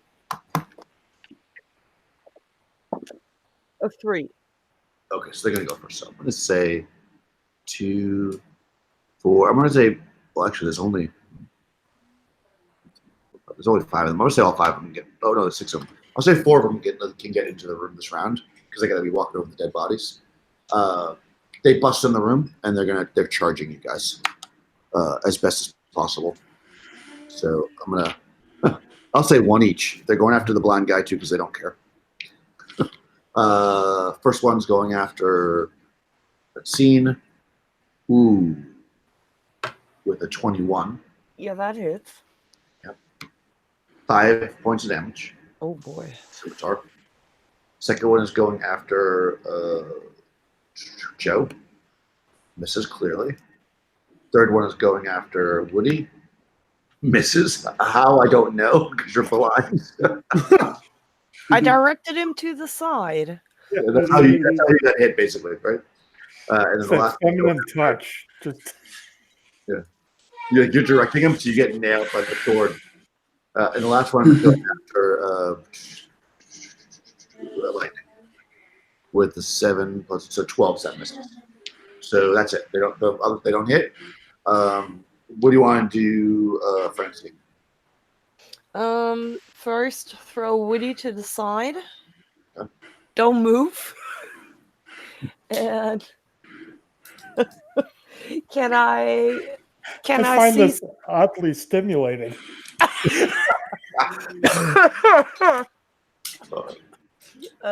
Can I see someone to shoot at?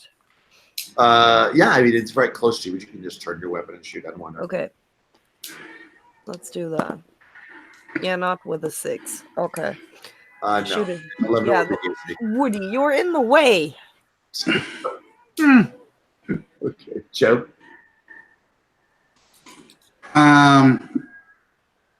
See, okay, how close are these guys to us? Well, there's one right up on you because they basically spread out and went after each of you. All right. You know what? Even if he's right up on me, I'm just gonna try and shoot him in the gut, even though I got my bayonet on and everything. I mean, at this point, I'm kind of, fight or flight's kicking in and everything. Yeah. So that's a total of 16 to hit, That definitely hits. and I'll pop him with my rifle for a total of 3 damage. Okay. Dagger's back. Barely. I'm sorry, you were breaking up. What'd you say? Oh, he staggers back, but he's still standing. Barely. Okay. Woody. I'm trying to stay out of the way. I'm just going to start scrabbling backwards. Okay. I figure I'm on the ground. I'm trying to stay as far away from Francine. Okay. Probably a good idea. It probably is. Can't trust those French women at all. Oh God. Okay, and lightning. Yeah, I'm gonna suppress fire. Is it just one target in front of me? Well, if you want to keep focusing on the door, which is where you're at, there's more guys running up the stairs. Oh yeah, I would still focus at the door then. Yeah, so there's 3 of them, including the one that's on you. So you can get 3 people. So roll. So a D6 for all 3 of them. Yeah, so roll the 3 first. D6. Yep. Rolled 2 4s and a 1. Okay, so the 1 is no bullets. The 4s are 2 bullets. 2 of the guys get hit twice. So 46 damage. One of them will take 6, and the other one will take 9. All right, those 2 guys drop. Oh, Yeah, right. drop. Those are the ones coming up the stairs. We'll say, and the one that ran towards you kind of got out of the way. Okay, so these guys are up. These guys are up. All right, cool. That's the end of that round. Next round, initiative, Crystal. Okay, hey, while I'm rolling initiative, I wanted to ask real quick. Well, you said we have 5 magazines in our rifle, and I'm just wondering, is that including the one that's already in, or 5 extra? 5 total. 4 extra. Okay, 4 extra. Got it. Okay. Yeah, 4. And I rolled a 3. Okay, you guys go first. You got 1 guy on you that's barely standing, and then there's basically four enemies in the room. So what do you want? Oh, hey, are these guys 1 HD or lower? No. Okay. All right, just want to make sure. Although they have really low hit points for some reason, but they're not. They're actually higher. I don't know how that works. Okay. Is it my turn? No, it is. All right, no, it's my sorry. turn. Okay, yeah. So I guess I'll just shoot at this guy again. And I rolled another 16, That hits. They only have 1 hit. and this time I do 4 damage. Oh, blow right through him, and he falls to the ground. Woody, I guess you're still scrambling. Yes. Okay. Lightning. Yeah, last round of the SMG suppress. So I'll still aim at the door if there's some coming through. There's not, but there's the 1 guy in front of you. You can just kind of swoop across to hit that guy. Just If you one aim guy. at it, yeah, it's just 1 guy. Yeah, I rolled a 5, so 2 Yeah, two dice. bullets. 5 total for damage. That kills him. All right.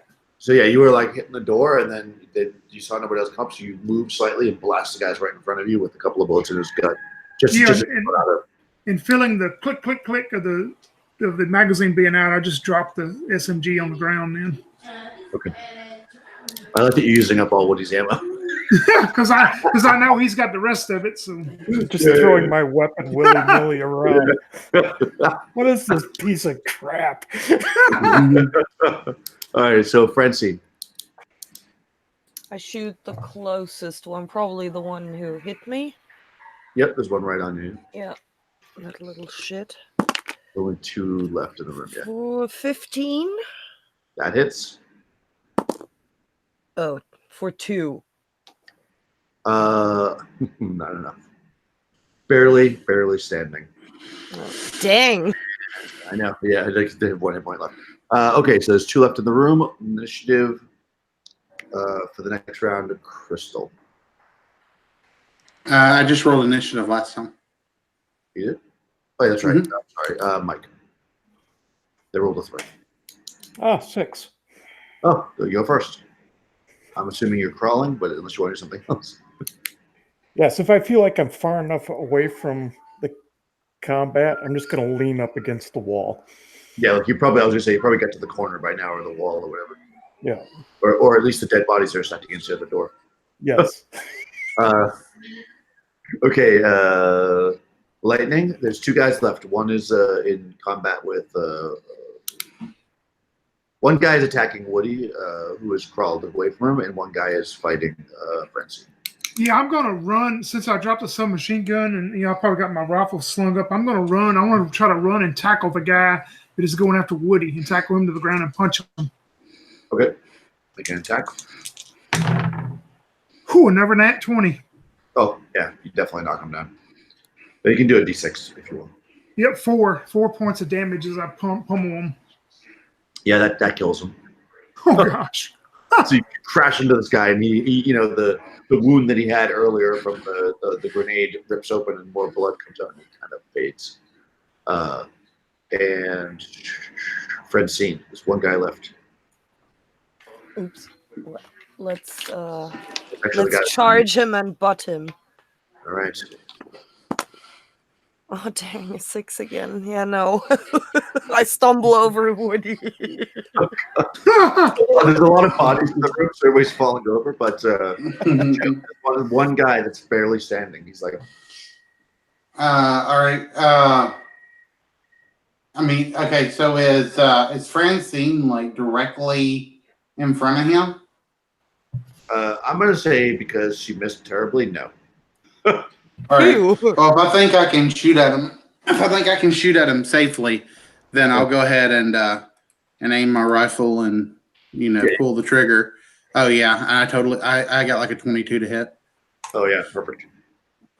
2 damage. Yeah, so that blows him away. All right. He staggers back and collapses. Yeah, I shot him just in the lower back or something. But it was just enough to finally get him to go down. Yeah, he drops with the strange curse upon his lips. And your ears are echoing. You're a little dizzy even because of the small stone room with all this gunfire going on. But, yeah, I'm gonna run back over to the door and I'm gonna listen down again. I'll try and clear my ears a little bit, trying to listen down, see if I can hear anyone else coming. Okay. You do that. You start to, get your hearing back. Your way starting to get a little bit more, stabilized. You can make another saving throw, Mike.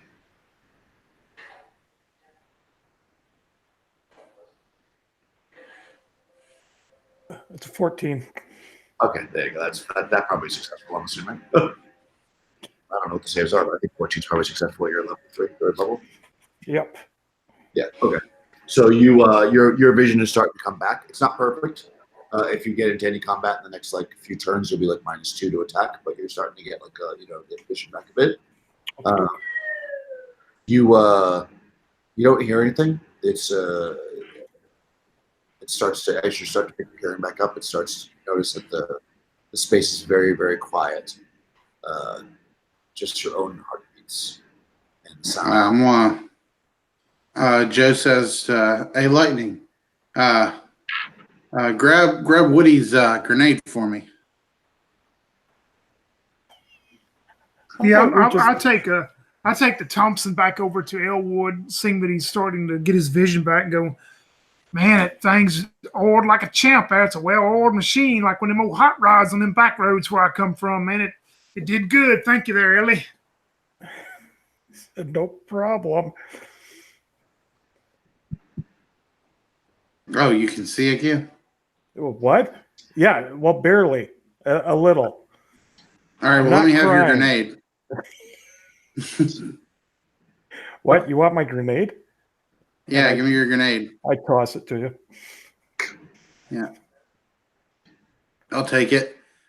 I'm still listening down the stairs, making sure no one else is coming. Okay, perfect. Repeating the same plan as before. Yes, Can I see how many bodies are down there, by the way? It's dark. You see a couple in the stairway.